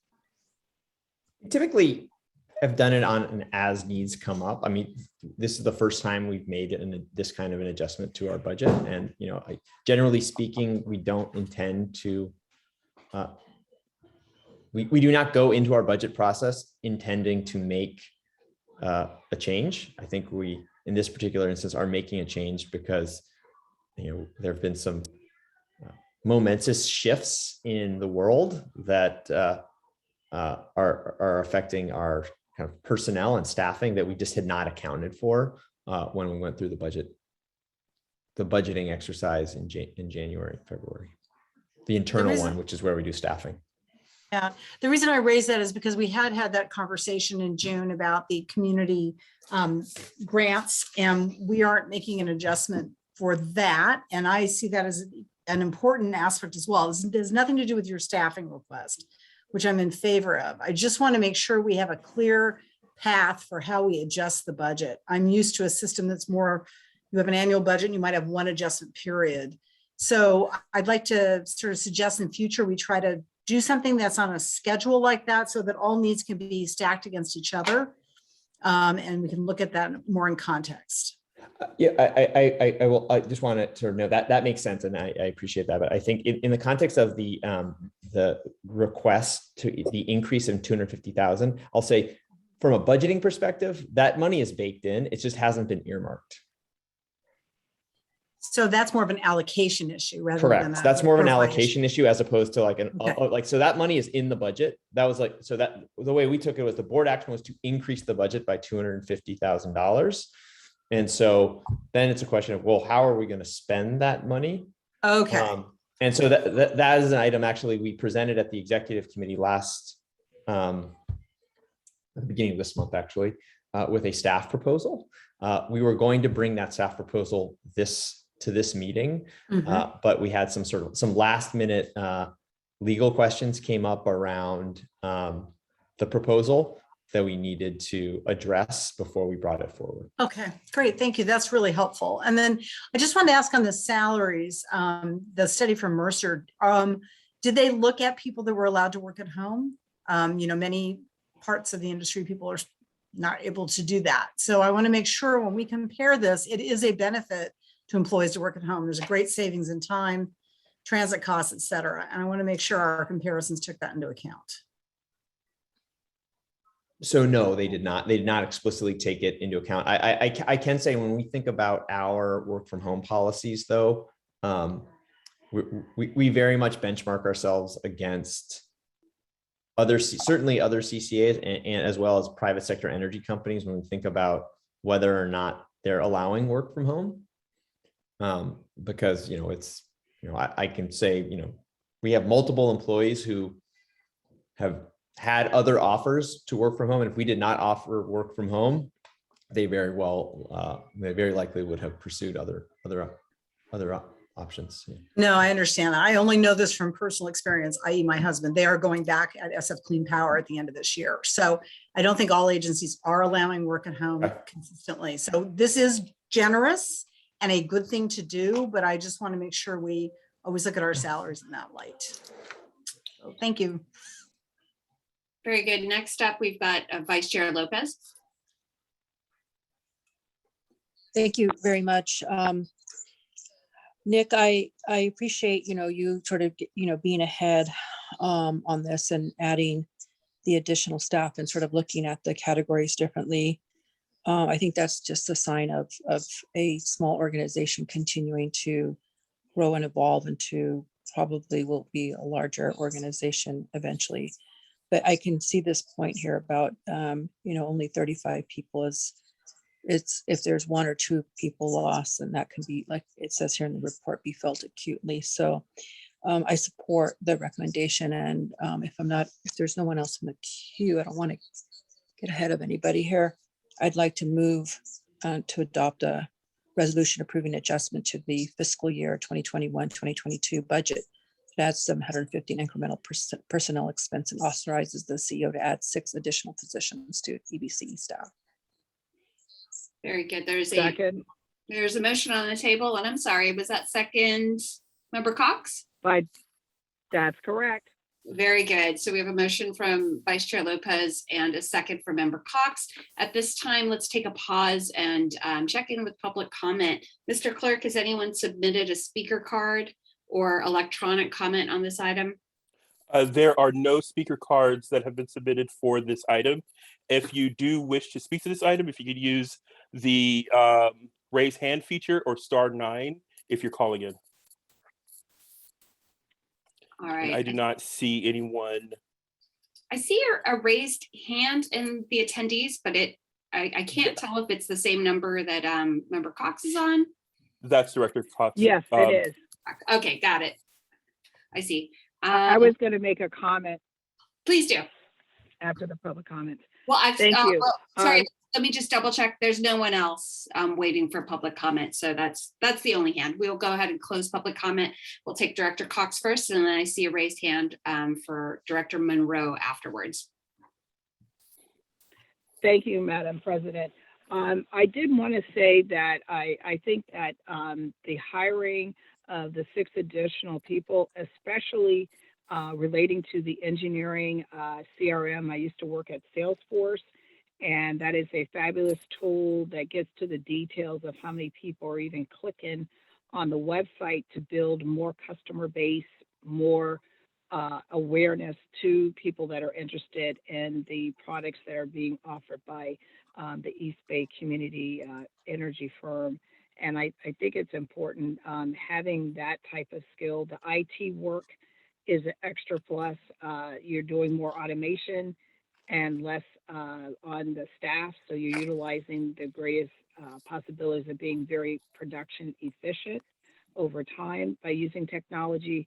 The other part is that the customer service, I like seeing more upfront dealing with customer service because you need more repeated business, but also word spreads fast with the customers. So I really appreciate that. And then also close to my heart, addressing with the procurement area, which that can yield millions of dollars of savings or thousands of dollars in savings over time, is a very smart move as well as business sense. So and that's why I second it, but also just to add additional comments from a company that is growing and making some good choices in the pattern of moving towards the future with more growth. Thank you, Member Cox. I Thank you. appreciate your acumen and expertise in this area. Next up is Member Monroe. And I want to add my support for this. I had a couple of comments. First of all, in looking at the salaries, one of the things I noticed, I looked at the range of salaries, and I really appreciate, and this was true before and it's true now, both the before the I don't know, reconciliation with Mercer and after, just the fact that the distinction between the lowest paid, the lowest salary and the highest salary is about 6, which given, it's substantial, but well within range of what one might expect. I appreciate that. In looking at the thoughtfulness behind how to think about the hybrid, when to go into the office, how to think about people who have left the area. My familiarity with companies which are entirely virtual, this fits right in with what I understand to be best practices. And I, as with Member Cox, I support where you've chosen to put the energy with resilience. And I just had one more thing to add, which is that I really enjoy whenever, Nick, whenever you speak, well, often when you speak, there's a child in the background, and as a woman who really, who knows that these things often fall on women, having that gender piece come in so that there's a man with a child in the background. Number one, I appreciate having children around, and number two, I really appreciate that it's coming, that you're doing your bit for gender equity here. I'm going to second that before I recognize Mr. Brandon. And I was thinking earlier in this meeting of excising a tax, that whenever I hear a child or a pet, that I would like to see them if the person's willing to share a part of their family with the board. But agreed, if anyone has ever taken a call with CEO Chassett while he's in his car, or walking children across the street's a good one, because he's got everyone's safety in mind. But he is often a very good caregiver while conducting his work as well. Now I'll recognize Member Hannon, who I know keeps an eye on grandchildren while working as well. Yeah, as a father of 7 and a grandfather of 9, with a 10th on the way, I got more kids than I know what to do with more often. But I want to thank Nick and the staff. You certainly do operate and have operated a very frugal work environment. It's not often that you come to this board requesting additional staff. You are the CEO. I'm certainly going to not micromanage your organization. You know what the needs of your organization are on a daily basis looking forward. And certainly I'm going to support your desire to add staff when necessary. I also applaud you on looking at opportunities to retain the high professionals that you've established and created in your work environment by allowing them to work off-site. It's a challenging work environment to retain these outstanding professionals, and we need to do what we need to do to make sure that we keep those folks on board. Anyone that works from home knows that it's not a typical 8-hour day, 9 to 5. Many people that do work from home oftentimes put in extensive hours because they're dedicated to the work that they do on a daily basis. So I applaud your efforts to try to retain staff and looking at innovative ways to do that. So I support the proposal. Thank you, Madam Chair. Thank you. And I saw a hand up from Member Marquez. Did you want to speak? Sure, I'll go. Thank you, Chair. Can you hear me okay? Yes. Yes. Okay, thank you. I just want to echo my appreciation as well. I'm in support of the proposal. And Nick, I just really appreciate your thoroughness, your engagement with staff. It's been really inspiring and just really proud to see the growth of the organization. So thank you for your good work and to your entire team as well. Very good. I do want to see if anyone has submitted any public comment on this item. Mr. Clerk, do you have any electronic comment or speaker cards? There are no speaker cards that have been submitted for this item. Okay, very good. And the hand raised is, I believe, still Member Cox, Yes. and she was able to speak. So, colleagues, we have a motion on the table from Vice Chair Lopez and a second from Member Cox. Seeing no further comment, let's go ahead and take that roll. Great, thank you very much. Alameda County. Alameda County. Albany. Yes. Berkeley. Yes. Dublin. Yes. Fremont. Yes. Thank you. Hayward. Yes. Livermore. Yes. Newark. Aye. Oakland. Aye. Piedmont. Aye. Pleasanton. Aye. Tracy. Yes. Union City. Aye. San Leandro. Aye. And Emeryville. Aye. Motion passes. Very good, thank you. That brings us to the Smud item. This is the Smud contract amendment. And this is an action item, and I will cede the floor to staff to present. Great, thank you. Hello, this is Taj Aitlausin. I manage technology and analytics for East Bay Community Energy. And today we are bringing forth a resolution asking the board to authorize staff and CEO to negotiate and execute an amendment to our existing contract with the Sacramento Municipal Utility District, known as Smud, for call center data management services. We are also recommending in our memo that the board direct staff to work to evaluate sites for future customer service centers and report back to the board of directors in the first 6 months. This is for local customer service centers. Before diving into the details, and you may go to the next slide, the amendment we are bringing forth today is the result of an RFP process that staff has conducted in the first part of 2021. The amendment that we are bringing forth today would replace the current contract we have with Smud and provide several key advantages, which I want to highlight before diving into the details. One, it is significantly more affordable than the current contract. We'll get into those details. From a call center perspective, it contains provisions that will provide cost credits to enable EBCE to start a transition to hire its own call center staff, as well as credits to EBCE for any unionized SMUD CSRs, customer service representatives, that would operate out of an EBC service territory call center facility. It also will contain an agreement asking Smud to focus recruitment efforts for CSRs in the EBC service territory and to amplify its efforts to recruit call center staff in our service territory. All of these features that I just described are not currently in place with our current contract with Smud, and so this amendment would bring them into full force and effect.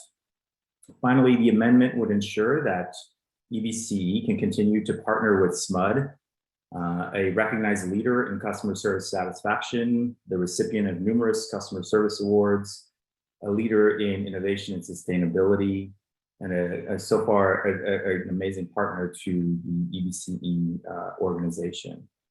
And finally, it will also allow EBC to continue to receive the highest level of customer service and service levels that we've experienced so far. And that is also something that our review of RFP responses, and attendant reference checks has strongly confirmed. Next slide. So on this slide, sorry, back to the previous slide, I apologize. So just to give you a quick background, CCAs have historically contracted with third parties for call center and data management services. In 2017, EBC selected Smud as its CCDMS provider and executed an agreement with Smud in 2018. At the direction of the board and approval from the board, the agreement was amended and extended in late 2020 for an additional term of up to 2 years, which is effectively in effect right now and will continue to be in effect for another year.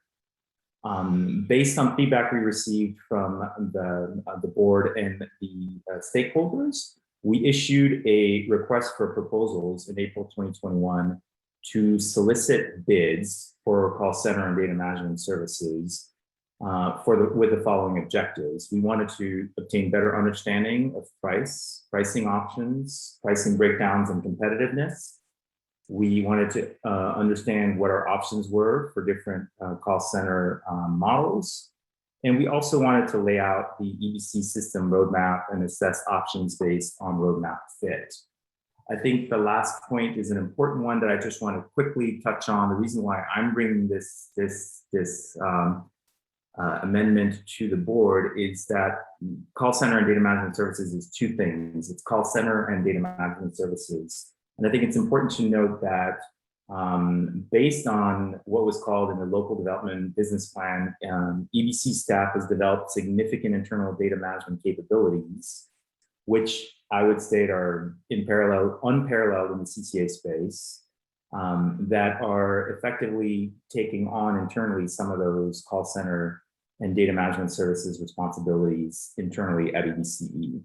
Those activities have resulted in at least 2 additional local hires. And as discussed in the previous item, there are more engineering hires to be expected. I think in particular, one of the things we were looking for in this RFP and in the amendment is that we wanted to have the respondents work with our internal CRM, customer relationship management system, which we have implemented internally using Salesforce, and which we believe we are the first in the CCA space to fully manage on our own, as opposed to having it managed using outsourced support. And many of the hires that our CEO presented in the previous item are not unexpectedly going to be to support this particular activity and will be in-house hires. Next slide, please. So just to provide a quick overview of the RFP process, we issued it in March 2021. We received responses from 3 vendors. We reviewed and scored our responses in May. We met with all respondents for follow-up interviews. We also met with an ad hoc committee of the EBC Board of Directors on May 17th, where we presented and reviewed the responses. Based on the scoring matrix that we had established, the interviews that we had, the reference checks that we conducted, and input from the board ad hoc committee, we ended up selecting the incumbent Smud to begin negotiations for contract extension. And this is why we're bringing the resolution to authorize our CEO to negotiate and execute an amendment to our existing contracts with Smud. And as I mentioned in my introduction, this new contract brings a lot of improvements. Next slide, please. This is a quick summary of the key terms of our contract amendment. Those are listed in our board memo. Effectively, the new contract would be for 36 months, ostensibly starting on January 1st. This is when most of the pricing terms start, and for 36 months. It reduces the per meter fee from $1.05 per meter to $1. It also gives us the opportunity to avail ourselves of a decreasing fee schedule should we continue to expand into other areas. There's another section that was very significant for us, which is system enhancements. We negotiated with Smud several inclusions of essential system enhancements into our budget. So that many currently in-flight system enhancements would be incorporated at no charge into the new contract, and an agreement as well to not only execute change system enhancements at no charge if they're deemed essential, and if they're not deemed essential, to provide us with a rollover budget of $100,000 a year credit towards those enhancements. There are also significant items related to call center. I will list those further in the next slide, but there's a credit of $5,000 per month for each EBCE employed call center employee, up to 3, that EBCE hires and whose work is managed and scheduled by the Smud call center. If a unionized Smud CSR customer service representative works in an EBCE brick and mortar facility, they would provide us with a credit of up to $1.50 per square foot for up to 250 square feet. And there's an additional 20 hours per month of call center support for our local development programs. And finally, separate from that, there's also 100 hours of general local development program support. Next slide, please. In terms of the fiscal impact of the amendment as compared to the existing contract, the numbers are listed here. There is effectively, according to staff estimates, about a $500,000 per year savings with this new contract, given all of the items I mentioned above. Smud was not the lowest cost option, and staff estimates that had we switched to one of the other providers, we could have received fee reductions on the order of $500,000 to $750,000 a year. However, those reductions were compared and evaluated against several items. One was that staff estimated that switching to an alternate provider would result in additional fees, primarily coming from Smud staff and EBCE staff having to work on transitioning to a new provider. And those were most heavily weighted towards EBCE staff having to effectively communicate between the old provider and the new provider and do the work to convert data across those providers. And finally, those savings were weighed against a strong impression that the review committee got through the RFP responses, as well as the references checks, that Smud is currently providing a significantly higher level of customer service and satisfaction to its call center operations, which justifies the price premium. Next slide, please. Finally, I think this is the last slide. It kind of highlights some of the call center considerations, which consist of the following. First of all, an acknowledgement that small call center staff currently are all working remotely. So that is the current situation, given the current health situation where all call center staffs have been equipped and are working remotely. And so the concept of having staff work in a particular geographic location is a little bit moot at the very moment. In 2022, Smud will commence proactive efforts to hire CSRs from within EBC service territory for what we plan to have in the agreement to amplify their efforts to recruit within our service territory.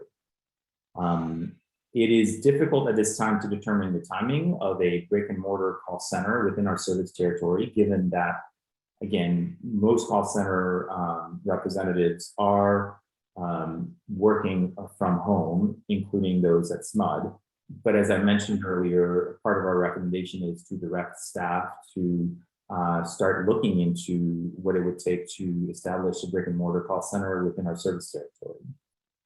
And EBCE plans to engage with Smud once they have a return to work policy with their unionized CSRs to further evaluate and design a local brick and mortar call center.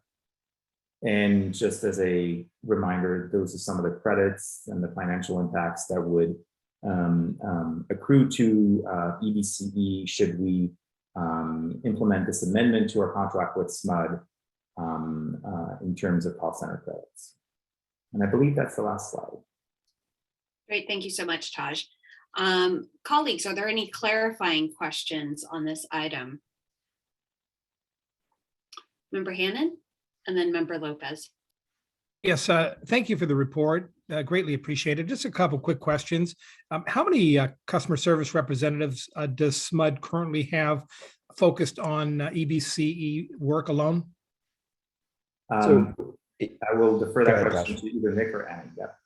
Yeah, so let me answer that question. So the current Smud model is not one where we have solely EBCE CSRs versus Smud CSRs. And part of that is to our benefit. We on average have about 250 calls a week, which, depending on, how long the calls are, it's a couple CSRs sort of during a standardized week. But we also find ourselves with, times where we have significant spikes in our call volumes, say, during September and October, when people are getting their summer bills, significant spike, or when a power content label, or if there's a customer engagement push. So one of the benefits that we get from the Smud call center is have a shared service where they have CSRs who are trained to answer East Bay Community Energy calls, but they also answer Valley Clean Energy calls, which is another CCA they serve, and they can also answer their Smud customer calls. And so what it does is it's really sort of what allows us to have this sort of very exceeding our service level agreements. And when I say service level agreements, it's what is the average time to pick up the phone? And I think in general ours, Annie, jump in, but I believe we're under 10 seconds. Yeah, well under 10 seconds, probably So about 3. we are under, if you call our call center, someone picks up the phone immediately. And part of that is, and that's, when you think about call center, call center satisfaction, it often is, you don't want to be on hold. If you're calling, you have a question you want to have answered. And so one of the things we benefit from the Smud call center is because you have CSRs who are working, you have more CSRs who are able to answer the phone because they're not just dedicated to our limited scope. And I support that model, by the way. I just wanted to make sure I understood it. Yeah. In the report, you mentioned that, I think it was one of the last points that you made, that at some point we will look at a brick and mortar location for the CSRs, assume with Smud during the 3-year contract, assuming that they're not able to find that location, would there be an expectation that these employees would be working where? So EBCE will be responsible for the brick and mortar. Smud is not going to be responsible for finding a location. It would be East Bay Community Energy. We would be responsible. So I'm very confident that we will, whether it's wherever that may be. I think that's what the process we want to go through.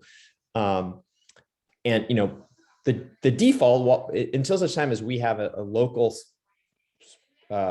location for our operators to sit in, would be whatever Smud requires. So right now it's home. So, the assumption is until such time as Smud changes their policy, the CSRs will be working from home. And then at some point in time, Smud will make a decision. Smud may decide to allow 100% remote for forever, for 6 months, 2 days in, 3 days at home. I think those are some of the main reasons why we're in a position where we really feel like it's hard for us to say with any certainty what our layout should be and exactly where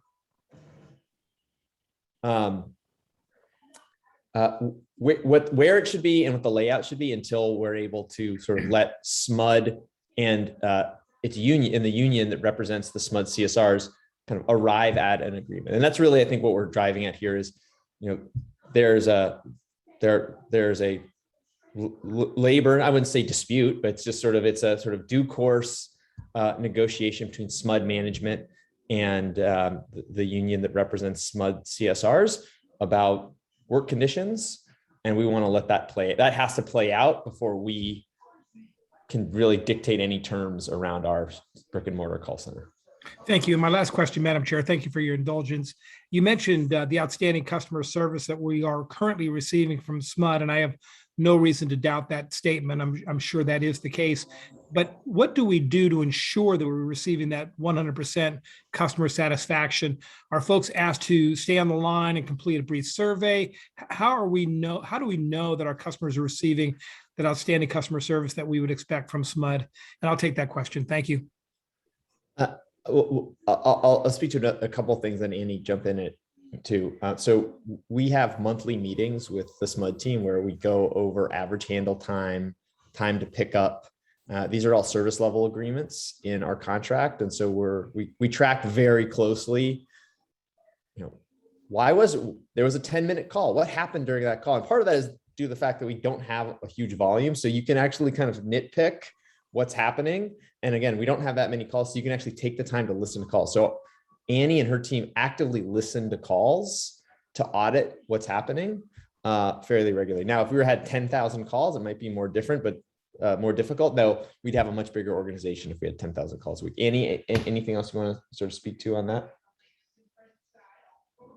Sure. I just wanted to clarify, we actually get weekly reports on specific call center metrics. So we're always tracking how many calls came in, how many went to a CSR versus utilized the automated phone system versus got transferred to PG&E, because we do get a lot of calls that we can't actually facilitate. But we also have several automated reports through the Smud CRM that let us know about critical interactions. So if we, both myself and Kelly Brezovec, who is on the call as a attendee right now, we both and others on our team get these regular reports on a daily basis that if we see a sudden spike in the number, we know to call up, or sometimes Smud is the one calling us saying, hey, we already know about this. Let us talk you through it. But I would say Kelly, who is our senior manager of customer care, she is on the phone every day with Smud. So we have very close contact and a very strong feedback loop with them if anything needs to be addressed. Thank you, Madam Chair. Very good. Thank you. Mayor Hernandez. Oh, I apologize. It was Vice Chair Lopez was first. I apologize. Oh, thank you so much. Just you're still on clarifying questions, correct? Chair, okay. Yes. So thank you. On slide 6, this goes back to one of the questions that was just asked about size of the call center. So for the EBC portion, how many people? I know that it's spread out amongst all the folks that they have there, but what would that be equivalent to for the number of calls per diem or however it's measured? Like if we were to have that just in-house. Yeah, well, I'm going to give you a number, but I think it'd be hard to hold because I'm going to be wrong. It's either too many or not enough. But I think as we've done an assessment, if you were to have full-time dedicated staff, 5. Okay, well, then that helps me a lot. because really, I'd like to see that when this amended contract comes into play in 2022, January 1st, 2022, that at least 5 people are hired within our service area. I think that's what, when we went into, into this JPA launch, it was with the idea that there would be local jobs. And that's important to me. I see that they're unionized here in the last bullet on slide 6. So that helps a lot. And so, yeah, just that. So 5 would be a good number. The next question relatedly would be, what do you think the prospects are once they go back or resume an on-site work policy? Let's say they do that, or what would happen then? So let's say we had 5 people that were within our service, residing here. Let's say let's just hypothetically saying that they all resided here in San Leandro, and it's the work is being done remotely, so it works for a while, but somehow it's decided there by their management to move everything over back to Sacramento, wherever they are. What happens to our people that are in our service area? Would they be allowed to continue to work remotely? And if not, can we make sure that that's in the contract? Or would they be required to move? Well, so under sort of the example where, starting in 2022, Smud is going to start actively recruiting new CSR positions out of the East Bay, and you have those hires, and they're hired, and initially they're working remote, and then we have a brick and mortar call center. I think what our agreement calls for is them to work in our call center, right? So there wouldn't, under this agreement, there would not be a consideration for them to be called back to Smud, because our agreement says they would work out of our office. Smud also has always had some number of full-time remote CSRs. So I think that's probably more the model where you said, all right, there are these CSRs who live in the East Bay, Alameda County or Tracy, and they're coming into the East Bay Community Energy office. And then in 3 years, we might say, we don't want to work with Smud anymore. We're going to go work with somebody else. The presumption would be, they would, then revert back to whatever kind of to one servicing Smud customers, not East Bay Community Energy, but Smud customers, and whatever the terms of their work would dictate that. But they do have long-term remote work as well. Yeah, I guess what I'm driving at, and really the ultimate question here is whether we can count on these folks being local union folks, and that the work is the way we imagine it to be, whatever the scenario is, irrespective of what their board or their management determines, so that we actually have some ability to have that good faith with the community. I think there was a couple of public comments on there. I know that it's been something that's I've heard in the past other board members, and of course I can't speak for them this evening, but say that it is a priority. I just want to be sure that the way this looks, it looks that way, and it sounds that it does, and I just wanted to be sure that it does. So yeah, absolutely. So what I can say is, the agreement we're going to be entering into Smud is going to be an agreement to prioritize local hire. We have been advised by legal counsel that we cannot require Smud to hire, within any given geography. They can't say we must hire from Alameda County, but they can prioritize. There can be sort of preferences that they apply to their hiring for local, but it can't. So I think setting a target that we sort of say, and we're going to report back, and we're going to set a target for some number of local CSRs, absolutely makes sense.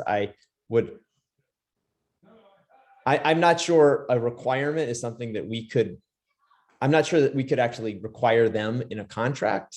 And if I can't require that, it's hard to put a requirement in our contract if it's not legally binding. So I think that's just one, consideration there. But, absolutely, local call center staffed by union call center operators in Alameda County. That is what our agreement calls for. And it's really a question of, one, starting the recruiting process. So we want to start that once we get this agreement in place. And two, Smud management and the union that represents their CSRs reaching an agreement around, in-person work versus remote work. And once that agreement is in place, or it's been updated to reflect sort of what their plans are, then we can start the process of considering a brick and mortar. Now, it's possible that they may say, there's no return. We're going to be 100% remote CSRs. Well, in that case, we may have 2, 4, 6 CSRs who are based in Alameda County, who live in Alameda County, but they're not coming into a brick and mortar call center, because no Smud CSR goes into a brick and mortar call center. But to the degree that Smud CSRs start going into brick and mortar call center, or are allowed to, our contract is such that we are allowed to require it, then we will start having unionized local call center operators in our physical call center location. Thank you so much for putting that there out for the public record. Very good. Thank you. Member Hernandez, Mayor. Thank you, Chair, and I appreciate it. I know I lost you guys there for a few minutes, but I did want to ask from my colleagues, respectfully ask to, in regards to the item attached to this is, where should the call center be, is for us to really consider the Tri-Valley and putting Dublin in the mix. And I can give you a couple reasons why, but I was listening to Director Lopez with regards to, yes, this was always when initially brought forward with Alameda County Supervisor, former Honorable Supervisor Scott Haggerty, was to get local hire in Alameda County, and that's always been a priority. But I don't want us to forget that we also have Tracy, who is not in Alameda County as a city. And I don't want to forget about them, because they bring a lot to the table. And with that being said, hopefully that we could maybe gain some other cities between Dublin, Pleasanton, Livermore into the San Joaquin area, and grow East Bay Community Energy as well. But some of the reasons why I would like to put Dublin, the city of Dublin, on the table as an area to a focus to be able to bring a call center is for a few items. One, the city of Dublin offers a flat rate business license of only $96. The annual renewable is only a flat rate of $27. The city offers a business concierge program that offers fully personalized assistance for any new business. And not just that, our location. We're located across the crossroads of I-580 and also I-680. And the transportation that we offer here in our city of Dublin, which is 2 BART stations with housing opportunities for all, in a great location, and also our quality of life, which is top rated schools, parks, and new amenities, and also safety. We were the second city to become 100% renewable. Not only we are one of the most diverse cities in the Tri-Valley, but also one of the fastest growing cities in Northern California. And I'm proud to say that we've done a pretty darn good job on that. And let us not forget that Supervisor Scott Haggerty is the one that created our East Bay Community Energy. And he did come from District 1, which represents Dublin, Livermore, and Fremont. But potentially trying to get the other cities between here and also Tracy is such a great asset to have. And let us not forget Valley Link on bringing transportation from San Joaquin and vice versa, from Dublin, Pleasanton to the San Joaquin area. So I would just really ask my colleagues to consider that as an area. And I know that a lot of folks are still working from home, but in the near future, I do see that people will be going back into the office. So thank you. Thank you for that. Any more clarifying questions? I'll recognize Member Harrison. I want to just say I support that both for equity reasons and because it would be an expansion into the area we want to grow in. So I think it's really important we consider South County as well as the parts outside of Alameda County. I just want to make sure, Nick, I'm sorry, I'm not quite capturing this. Right now we have the equivalent of 5 FTEs, more or less, that do this function mixed in, you know, when you count up all the hours. And when we move, when their agreement changes, the labor agreement, and people are asked, if they are asked to return to a brick and mortar location, it's at that point that we will ask Smud to find a brick and mortar location within our service territory. Is that correct? Did I understand that correctly? Well, I think East Bay Community Energy would find a brick and mortar location, and we would have Smud CSRs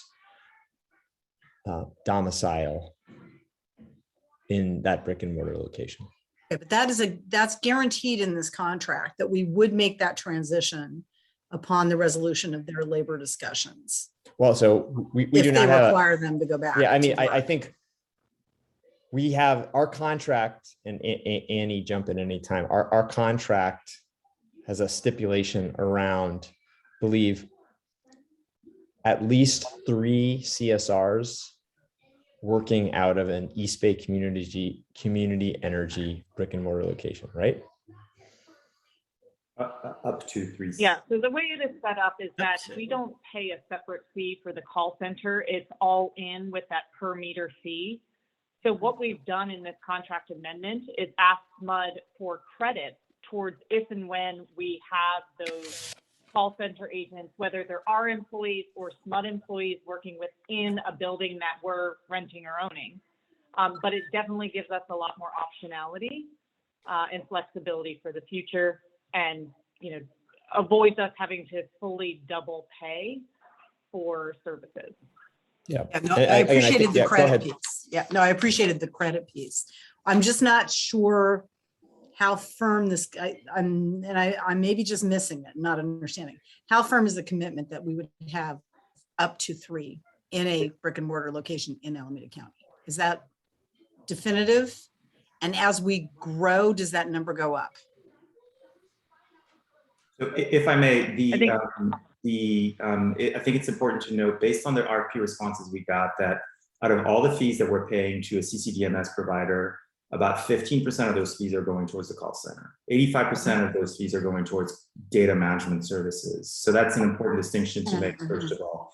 So what we've done in the contract is we said, can we get credits if we are to move call center operators to a EBCE call center? Can we get credits towards that?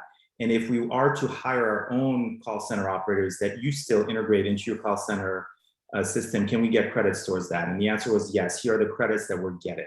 So if we have the opportunity as EBCE, and we can get the direction from the EBC board to look for a local brick and mortar center, and for up to 3 call center providers, we get credits, 3 call center representatives that are coming to us, we get credits against those fees that we're paying Smud. I think, so I understand the question you're asking around, so there's the credits, and actually, can we require them to sit in the office? I think that the challenge we have today around requiring anyone to sit in any office is today, Smud does not require any of their CSRs to physically sit in an office. Right. And so the challenge we have around, for me to say with certainty this or that, is until that labor issue is resolved between Smud management and Smud CSRs, I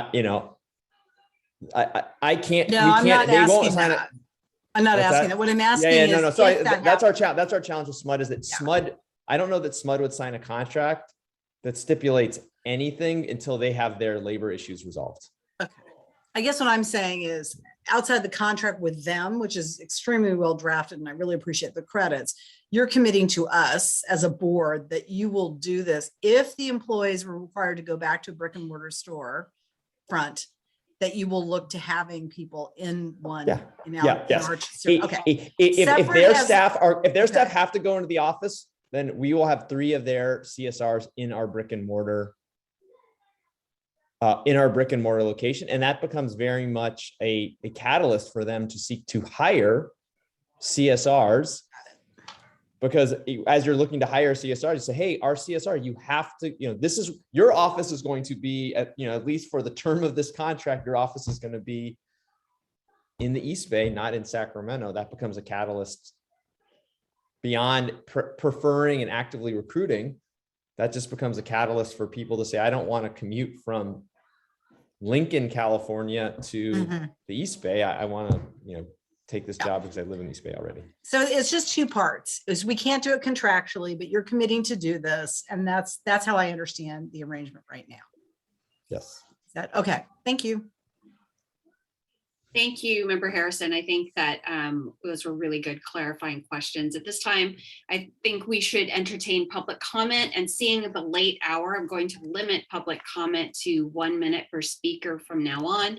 Mr. Clerk, are there any speaker cards that have been submitted? Yes, there have been speaker cards that have been submitted from Jada Dermaz-Dogon,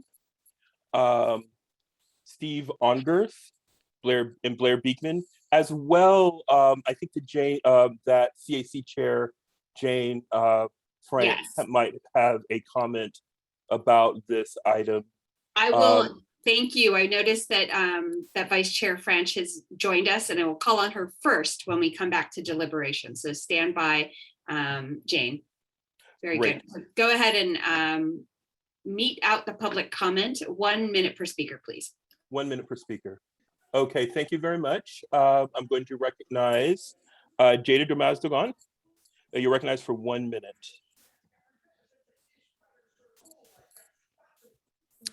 Hi, Jada Dermaz-Dogon with the Local Clean Energy Alliance and the East Bay Clean Power Alliance. As the speakers mentioned during the public comment at the beginning, the EBC board approved a proposal to extend the contract with Smud only for 2 years in July 2020. And according to the timeline presented by the staff at that time, EBC was going to build in-house capacity and experience to support a potential full transition to a local call center in 2023. So I would like to ask why EBC is changing the previous plan now.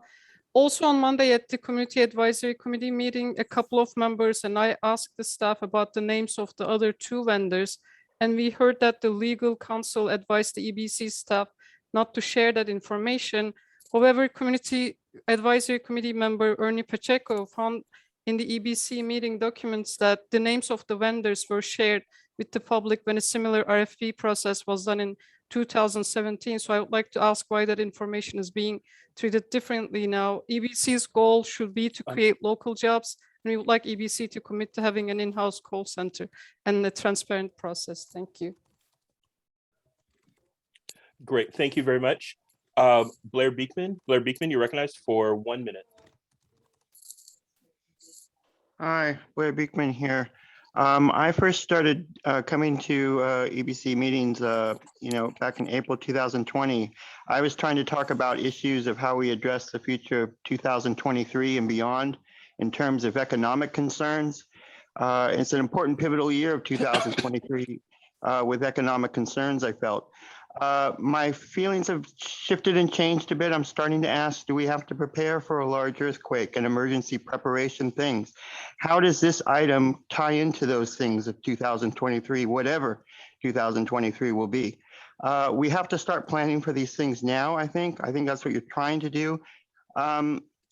How important is an emergency call center purpose for this, and possible job training and job skill understanding, a community center for the future of this project? I hope these sort of things can be talked about more openly, and it can be an open conversation. I know you guys are trying a lot here, and it is our good purposes, what we can do with this call center. It's community good purposes. So good luck how we can do this, and good luck to our local procurement of renewable ideas at this time. Thank you.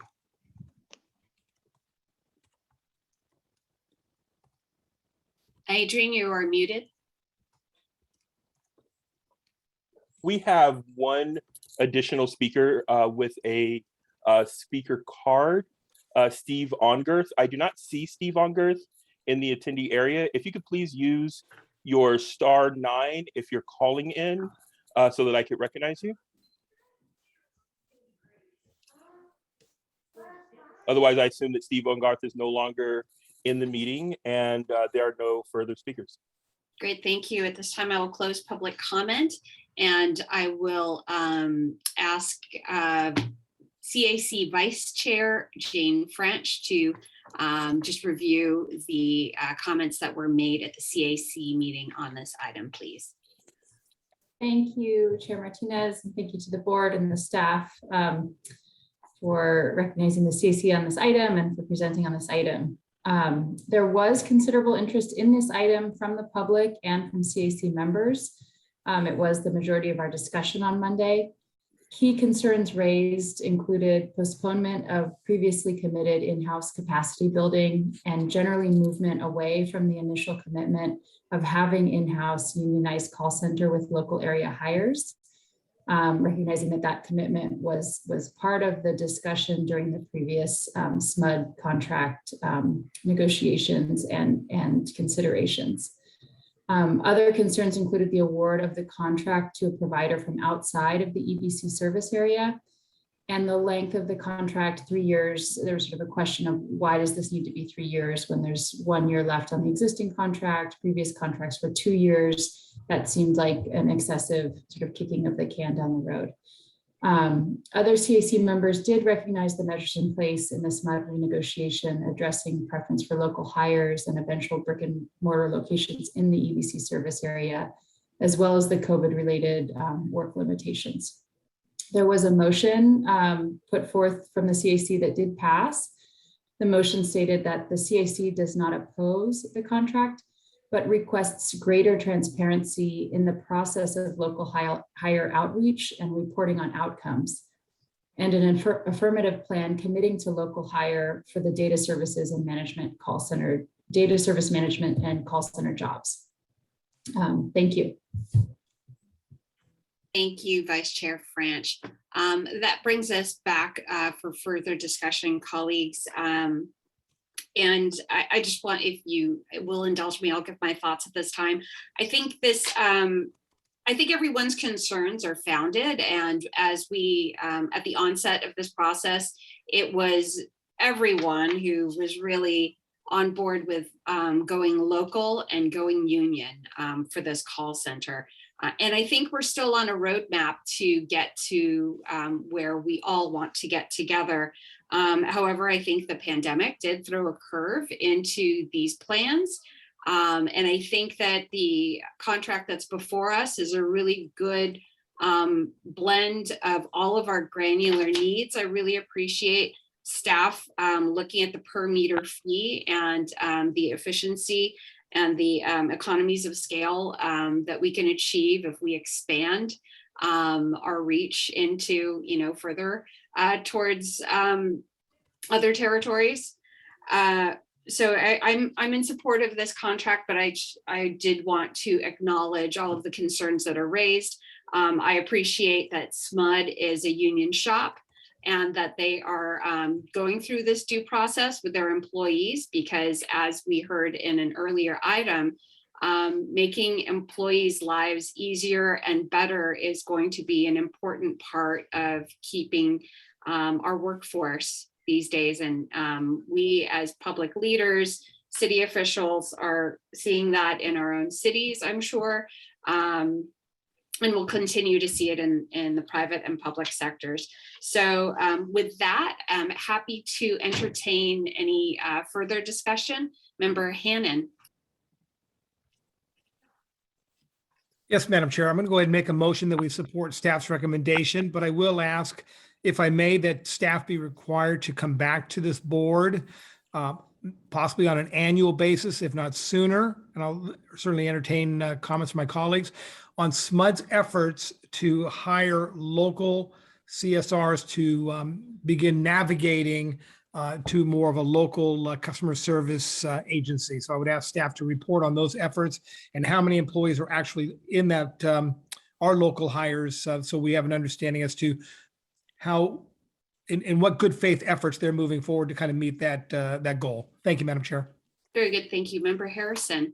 I would second that. I'd ask for every 6-month report on how that's going as a part of our work here? Because that's your commitment to us as opposed to part of the contract with Smud. So I don't know that it's part of this contract negotiation, but it's a discussion that we want to have with you every 6 months. Well, hopefully we're really successful for the first 12 months, and then thereafter, you know, we've gotten so many local CSRs hired, but 6 months, 12 months, I think both of those make, certainly I would say that our plan would be to probably report more regularly as we're ramping up the recruiting efforts, reporting here, but also partnering with everybody on the board to ensure that we're reaching into community colleges, the, you know, kind of the job training programs to be able to, you know, get these opportunities in front of you know, as many people as possible in our community. Great. Okay, so I second the motion with the addition that there'll be a staff report, at least in the first 6 months, and then however more frequently you think is appropriate. And it looks like the original motion maker accepts your friendly amendment. And so we have a motion and a second, but I do want to recognize Mayor Hernandez. Thank you, Chair. I would like to add a friendly amendment on with, you know, our colleague Mike Cannon from New York with regards to, it did ask for a focus from staff, and if they can focus on the city of Dublin, that would be great with regards to looking for the call center there in that Tri-Valley. Yes, I'm happy to include, Madam Chair, that in that friendly amendment in my motion, that as we look at East Bay kind of representing our entire area, including the Tracy area, that we do look at opportunities to maybe move some of our facilities into some of the outlying areas. So I would certainly welcome that friendly amendment. Thank you. I would support if it said more generally on that end of the air service territory. I don't want to specify Dublin. I think we have other cities in that area as well. So, you know, I appreciate your passion, but I think we need to look. It may be Pleasanton, it may be somewhere else down there. So I just like to encourage us to think about that part of the service district rather than a specific city, if that works for you. It works for me, and I support that more general discussion. Perfect. Okay. Very good. Vice Chair Lopez. I was actually just going to make the same comment that, you know, we want to give staff a little bit of ability to do the due diligence and to do the comparables and find something that's, you know, amenable. So it could be Dublin, it could be another city, it could be, you know, somewhere, it could be Fremont, who knows? So I just want to be sure that, you know, I am in agreement that we do need to not just all concentrate in one city. You know, I think we're looking at a lot of opportunities there in Oakland already. So I appreciate that we've made a big investment there recently, and I would like to continue to make other investments if it makes sense in other parts of the service area. Very good. Member Narum. Thank you. Since Pleasanton was mentioned as a possibility, I just want to weigh in that I'm, you know, as the Pleasanton representative, I'm supportive of Dublin, of the call center being in Dublin, given all the reasons Mayor Hernandez mentioned. Either way, they're both, I mean, both Pleasanton and Dublin are, I think, would make a lot of sense, but given Dublin was one of the first cities in and we were one of the last, you know, let's be honest here. I'm certainly supportive. I would certainly support Dublin as the city, as the Tri-Valley city, or I guess the East County option. So thank you. Very good. And Member Monroe. I would support the general more than that, since since it's, you know, I think there's 4 cities: Tracy, Dublin, Pleasanton, and Livermore that would be in that category. I wasn't actually going to start by saying that. I was going to say when I was on the board originally, it was this area was hardly recognized as being part of Alameda County. So I just wanted to, you know, commend the board in general for recognizing, you know, we've come a long way, guys. Thank you very much. Okay, thank you, Member Monroe. I still see some hands raised, but I believe it's all folks who have had an opportunity to speak. Mayor Hernandez, did you want to speak again? Public transportation is I think a priority for many employees trying to look for a place of a future job. So I definitely want to push the transportation and having the 2 BART stations in Dublin and Pleasanton. Love Livermore, but I do want to highlight that, please. Thank you, Mayor Hernandez. Okay, very good. I believe that we do have a motion on the table. A motion maker is Member Hannon, and then a second from Member Harrison. Mr. Clerk, do you need the motion restated? Yes, but I also wanted to state that Director Cox has her hand raised. It's only visible in the attendee section because of the way that she's dialed in. I apologize. Member Cox, do you have some input that you'd like to share with us? I did not see your hand. Yes, I did. I think this is a great discussion that we're having. I'm trying to understand, since I'm a newer member of the board, is this a operating agreement between the 2 organizations, Smud and East Bay? And this is where, are we just locked in for a year? I'm just trying to understand the contractual relationship. Are they a subsidiary?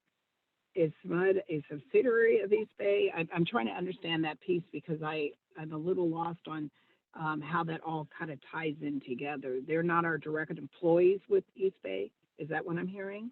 They are not, but staff, please. Yeah. Sure. So SMUD is the Sacramento Municipal Utility District. They are the public utility that serves the city of Sacramento and surrounding communities. And this is a service agreement. So, we are procuring services, data management and call center services for them. And so, they are our service level agreements that govern that contract. Like, they have to answer calls they have to maintain over a period of time, a certain answer rate. And as one example, or error rates in their data management. If they're above certain thresholds, then, there are liquidated damages back to us. So yeah, it's a service agreement. Does that answer your question? Yes, it does. That's very helpful. I was just trying to understand the arrangement there. And it's just a 1 year from 1 year, or is this a renewable contract after 1 year? This is a 3-year. It's a 3-year agreement. This would be a 3-year extension from starting 2022, 3 and 4. Okay, and this is for full time of 5 dedicated customer service reps. No, so it's not a defined. We don't have a defined.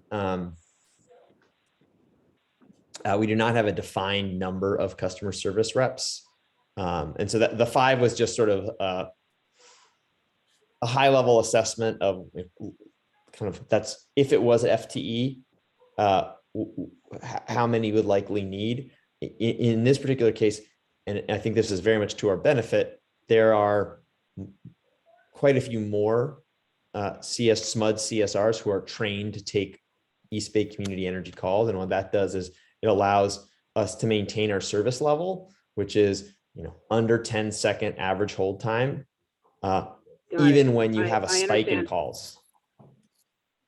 So yeah, no, we don't have a specific staffing level. It's a service level.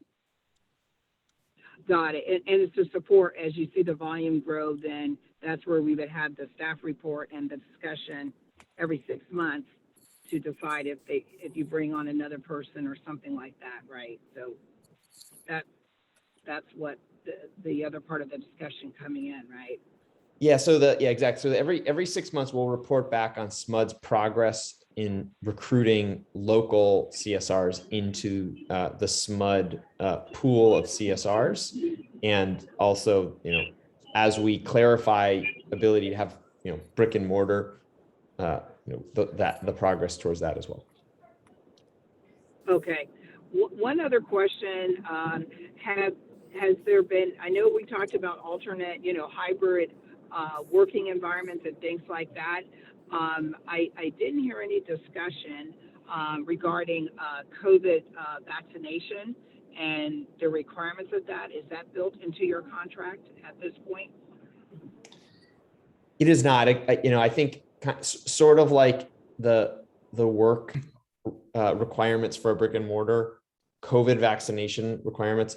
Those are things that I think we would really leave to Smud management and the union that represents Smud CSRs to work through. Now, you raise a great point, because currently we require all of our staff to work in the office to be vaccinated. And I would, to the degree that that's a requirement, we have a call center office. I would imagine we would apply it there, because EBC staff would be working there or going there as well. It's not specifically called out in the how that's treated is not specifically called out in our contract, though. But you raise a great point, and this item is not. We're not approving a specific contract. This is a delegation to negotiate and execute a contract that is largely in the same form as the one attached. So that might be one of those items that we'll take back to Smud, and I'll make sure to report back once we've executed the contract on where we landed specifically on COVID vaccination requirements. Okay, I appreciate that. I'm dealing with it for the county and County of Santa Clara, that we are requiring everyone to be vaccinated, that are employees, and also carrying that out to even our vendors that come into our county facilities. But just sharing the knowledge and just trying to understand that aspect. So thank you for asking my questions. I didn't mean to take this session back, but I got a little bit confused in a couple of things, and just wanted to make sure it was clear in my mind. So thank you to you and your staff, and also to the board and to the Madam Chairwoman. Thank you. Thank you, Director Cox. I think it's important for everyone to get their questions answered, and I think it's to benefit to the public. But we do have a motion and a second. Member Hannon, are you prepared to restate your motion for the clerk to delegate and negotiate on this contract? Yes, Madam Chair, and I'll ask Board Member Harrison to correct any mistakes that I may make. So we're going to go ahead and move staff's recommendation forward with the request that staff come back to us at a minimum of 6 months to advise us as to the efforts and that Smud has undertaken to hire local Alameda County, Tracy employees to begin filling those customer service positions. And secondly, as we do look at an eventual brick and mortar location, that we do look at the broader area within our own service area for a possible location. And certainly we heard tonight that the Tri-Valley area was certainly requesting emphasis in those areas. So that would be my motion. Thank you. Great. So I should go ahead and begin the roll call. Yes, please. Thank you. Alameda County. Albany. Yes. Berkeley. Yes. Dublin. Yes. Fremont. Yes. Hayward. Yes. Livermore. Yes. Newark. Aye. Oakland. Yes. Piedmont. Piedmont. Pleasanton. Aye. Tracy. Aye. Union City. Aye. San Leandro. Aye. Emeryville. Aye. Motion passes. Great, thank you. All right, thanks for hanging in there, everyone. We are on our last item, which is the legislative and regulatory update. I'll turn it over to Steve. Right. Good afternoon, good evening, everyone. So today I'm going to give you a brief update on our legislative and regulatory happenings. Next slide, please, Adrian. All right, so I called this end of session ledge highlights, but actually the session is 2 years and we've just finished the first of that 2-year session. So this should have said end of the year legislative highlights. So like last year, this year, COVID-19 and the Delta variant did play a big role in slowing things down at the legislature. The bill introductions were limited early on, but then we also saw that hearings were also very limited and or canceled. So there just weren't as many bills at play this year, once again, because of COVID. We also saw that the gubernatorial recall election affected the session, just in the sense that there was less appetite generally among the legislature for tackling controversial issues this year. So I'll kind of set the stage with those highlights.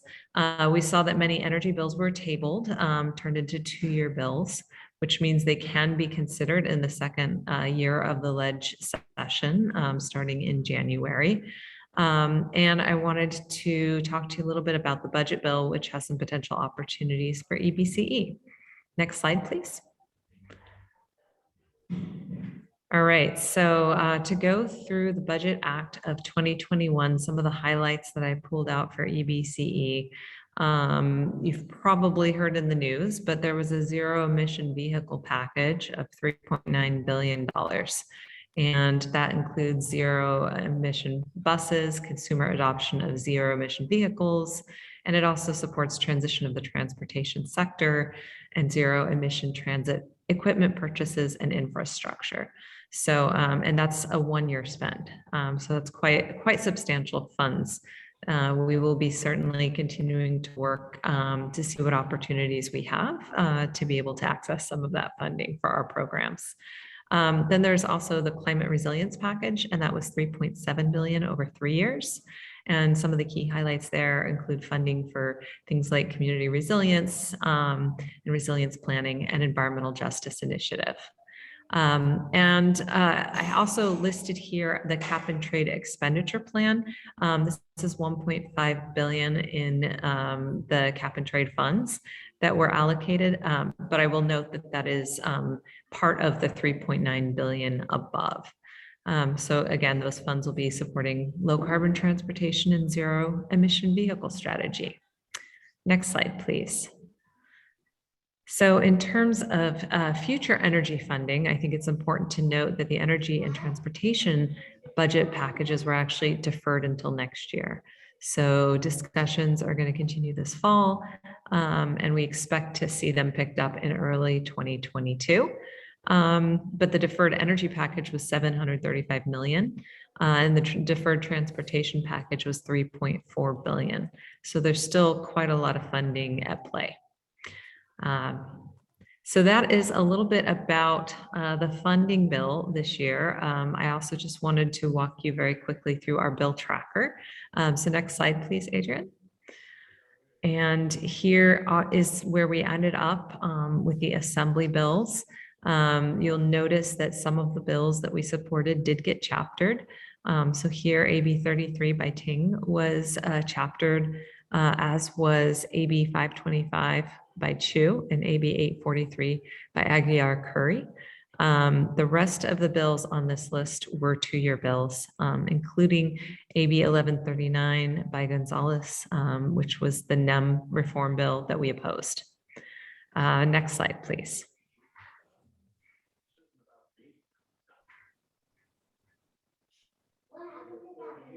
Okay, so it looks fairly similar on the Senate side. We had a few bills here that were also chaptered: SB 52 by Dodd, SB 68 by Becker, and SB 589 by Hueso.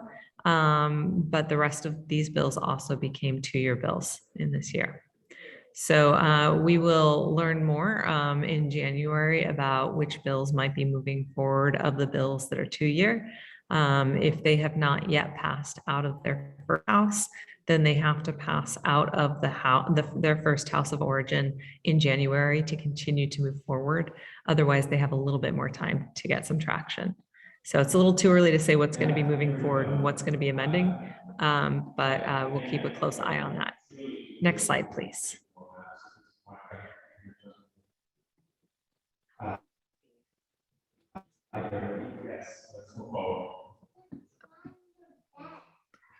So I wanted to move on to some regulatory highlights. I'm not seeing the next slide. Oh, there we go.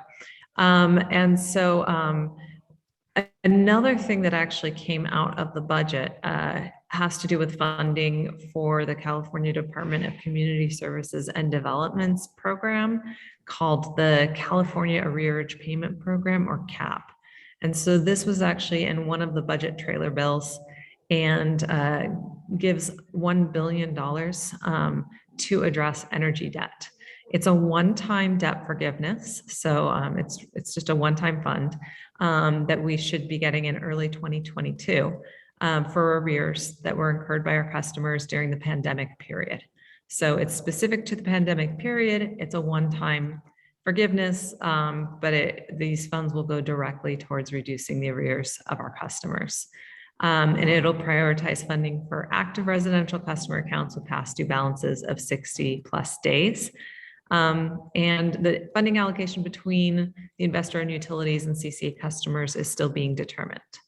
I'm going to go through two other programs just to kind of give you the comparison in terms of all three programs that are out there right now in the regulatory space regarding support for our customers with arrearages. But I would say this one is certainly kind of the most valuable from a budget perspective. Next slide, please. So as part of the CPUC service disconnections proceeding, you may recall that they've implemented a program called the Arrearage Management Plans, or the AMPs. They actually approved this back in December 2020. Enrollment's already started and is ongoing. Customers have to be CARE or FARA with $500 or more of arrearages to be eligible. And every time, in this case, they have to make payments on time going forward in order to have past debt forgiven. And that debt is forgiven at 1/12 of the debt owed at the time they enroll in the program. And then next slide, please. So the other program, is the COVID-19 debt relief proceeding at the PUC. And there was a decision issued in June approving a 24-month COVID-19 relief payment plans. So for these programs, enrollment begins in October. Customers can be co-enrolled with CAP, but not with the AMP. And customers with arrearages more than 60 days are actually automatically enrolled in a plan. And then 100% of their arrears are amortized over 24 months. But again, they have to continue making payments on their payment plans. So these are kind of the highlights. There, like I said, there's some potentially great opportunities for us in this budget. And I think that particularly the CAP program that was funded at $1 billion was a huge win for our customers. So we look forward to doing what we can to help our customers out. And this would conclude the regulatory update as well. Thank you, Melissa. Thank you, Adrian, for stop sharing. Colleagues, are there any clarifying questions on our ledge and reg reports? Member Narum. Thank you. Thank you, Melissa. You touched on AB 1139 on opposing the NEM successor, I guess, or the redoing it. And our city council has been asked to pass a resolution in support of a NEM 3.0 that makes access to solar easier for customers, for residential customers, rather than harder. And one of the questions that I think our body certainly had is this something like that consistent with the support or with the position of EBCE?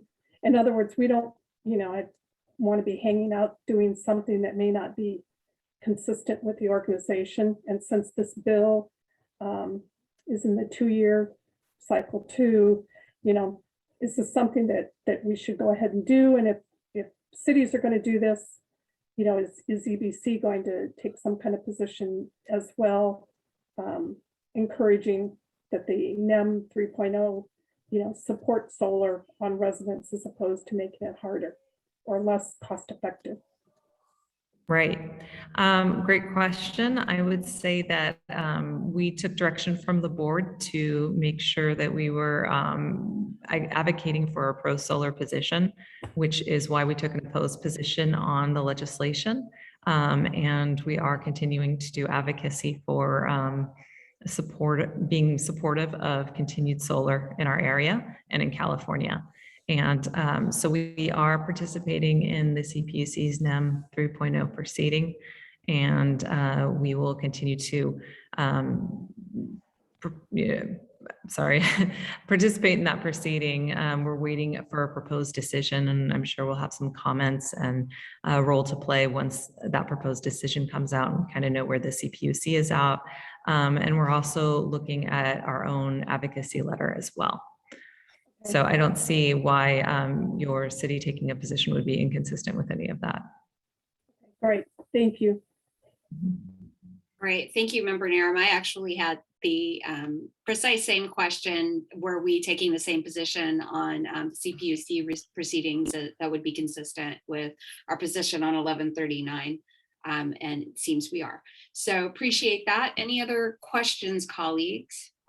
This is an information item, so we're not going to take public comment on this, but is there any other discussion? Member Hannon. Yes, thank you, Madam Chair. And Melissa, thank you for the excellent report. I'm always concerned about unfunded state mandates. And as you do a descriptor of those bills that we do support and those that we don't support, can you include in your descriptor in the future, unless you already currently do that, if there's any possibility of these being unfunded mandates that local governments are going to have to figure out how we're going to manage and pay for? I would appreciate that. Sure thing. Happy to do that. Very good. All right. If there are no further comments or questions from the board, thank you so much, Melissa, for that report. Oh, one more clarifying question. Are you in a basilica? No, but I am on a work trip to Portugal working with our California legislators. Wonderful. Enjoy your time there. I'm just enjoying your background. But thank you for the report, and thank you, colleagues, for sticking with us to the end. That'll bring us to board member and staff announcements, including requests to place items on future board agendas. And I have a hand raised from Vice Chair Franch. Thank you, Chair Martinez. I just wanted to speak up. I'm sorry that I missed the CAC report time slot at the beginning of the meeting. I had a little confusion about the time of the meeting, but one of the pieces of news I wanted to share is that we did finally have successful board elections at the CAC. So I'm pleased to announce that we have a new chair and vice chair. The chair will be Anne Olivia Eldred, and the vice chair will be William Mutzenberg. So we look forward to welcoming them beginning in the November 15th meeting. And then I just want to recognize Chair Sutter, Mary Sutter. She and I have worked together the past 2.5 years as the chair and vice chair of the CAC. I know she's not here tonight. This is actually only the second opportunity I've had to fill in for her at the board meeting, which I think speaks a lot to her commitment to this role. And I just want to recognize what a pleasure it's been to work with her. Among her other accomplishments, her stellar attendance record and just clear-headed commitment. She also led up a metrics initiative within the CAC, working closely with JP to really bring forward and flesh out performance metrics and evaluation metrics for the local development business plan, and finding ways for the community to participate and be aware and more engaged in that process. And that will be culminating in a workshop for the public to be scheduled in early 2022. So again, just want to recognize Chair Sutter and what a pleasure it's been to work with her, and welcome the new chair, Eldred, and Vice Chair Mutzenberg, who you'll be hearing more from in the future. Thank you all. Thank you. And thank you, Vice Chair Franch, for your service to the community. I still remember interviewing yourself and Mary, and it seems like yesterday, but since then, so much has happened, and your leadership on the CAC is very much appreciated. Member Kaplan, you are recognized. Thank you so much, Madam Chair. And I did want to say it's a pleasure to be here with you all. I was part of the Oakland City Council team that fought for this back in the day before it existed. And of course, normally my colleague Dan Kalb is here, but he wasn't available today. And so I just want to say how much I appreciate this incredibly important work. That was something we fought to have be created several years ago. And also, you know, I do a lot of work on transportation.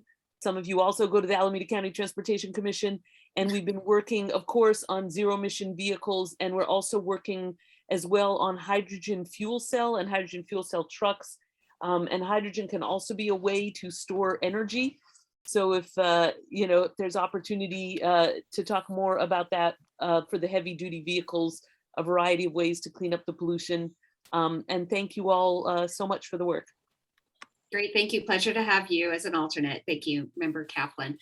Next up is Member Narum. Thank you. I just want to acknowledge and thank staff for sending out the list of acronyms and the definitions of it. It is much appreciated and helpful reading staff reports and things, because some of these are just, you know, not common in normal everyday life. So it's made certainly much easier for me. Thank you. Thank you, Member Narum. Member Hannon. Yes, thank you, Madam Chairman. I was simply agreeable with Vice Chair French's comments regarding Mary Sutter. And I don't know if this is something that we have discussed or not, but has the board considered maybe having the executive board working with staff, a draft a resolution that thanks Mary Sutter for her participation as a community advisory member, so that we can present that to her, thanking her for her years of service to our board. That would be a request. Thank you. Thank you, Member Hannon. I just got a note from our board clerk that Anne Olivia Eldred has had her hand raised. I want to make sure she is recognized. I apologize, I did not see your hand raised. Thank you very much. I actually came in at the beginning of the meeting to make a public comment. I'm really happy to be back with this board and looking forward to working with all of you again in this capacity. 2 days ago, you all should have received an email from Adrian that contains a survey. That survey is part of a master's thesis that was inspired by EBCE. I'm working with professors at Vermont Law, completing my Master's of Environmental Law and Policy with an energy law concentration because of EBCE. And we are developing a series of education materials designed for California CCA board and CAC members that will be available to the public. So please take a minute to fill it out. It can be filled out in between 3 and 7 minutes is the average times it's taking right now. It will help direct the materials and the concentration of the materials that are being developed and made available to you. So if you need that resent, we can send it back out. And thanks all for being part of this. I look forward to working.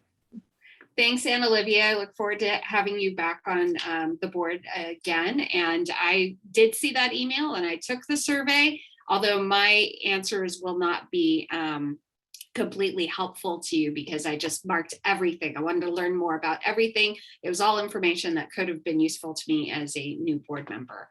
At this time, I will recognize CEO Chassett. Thank you very much. I just wanted to highlight actually very quickly after Member Kaplan, referenced transportation that I believe it was yesterday, the Oakland City Council approved a large electric vehicle fast charging infrastructure project that we are partnering with the city. We're going to be building, I believe, 18 fast charger hubs or stations in the City Center West Oakland garage that's owned by the City of Oakland, and it will be the largest DC fast charger in West Oakland. And on Monday, Member McCarthy and the Piedmont City Council approved what is a smaller project, but nonetheless a really exciting DC fast charger project that we're going to be building with the city of Piedmont. So big steps there on the transportation electrification front. And we hope to bring something to the Livermore Council here soon for our first three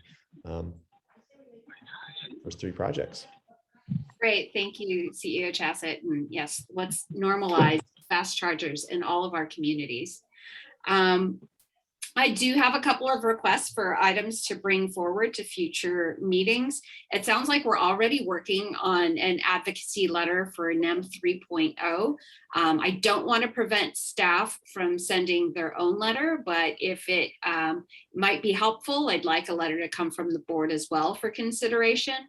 So if folks are amenable to that, can you give me a thumbs up if we're good with considering a NEM 3.0 letter that would support sustainable, equitable growth in rooftop solar? It looks like we are good with that. The second thing, I was wondering if we would entertain an information item on the Solar Plus app, which was, we mentioned this in a previous meeting, but that is an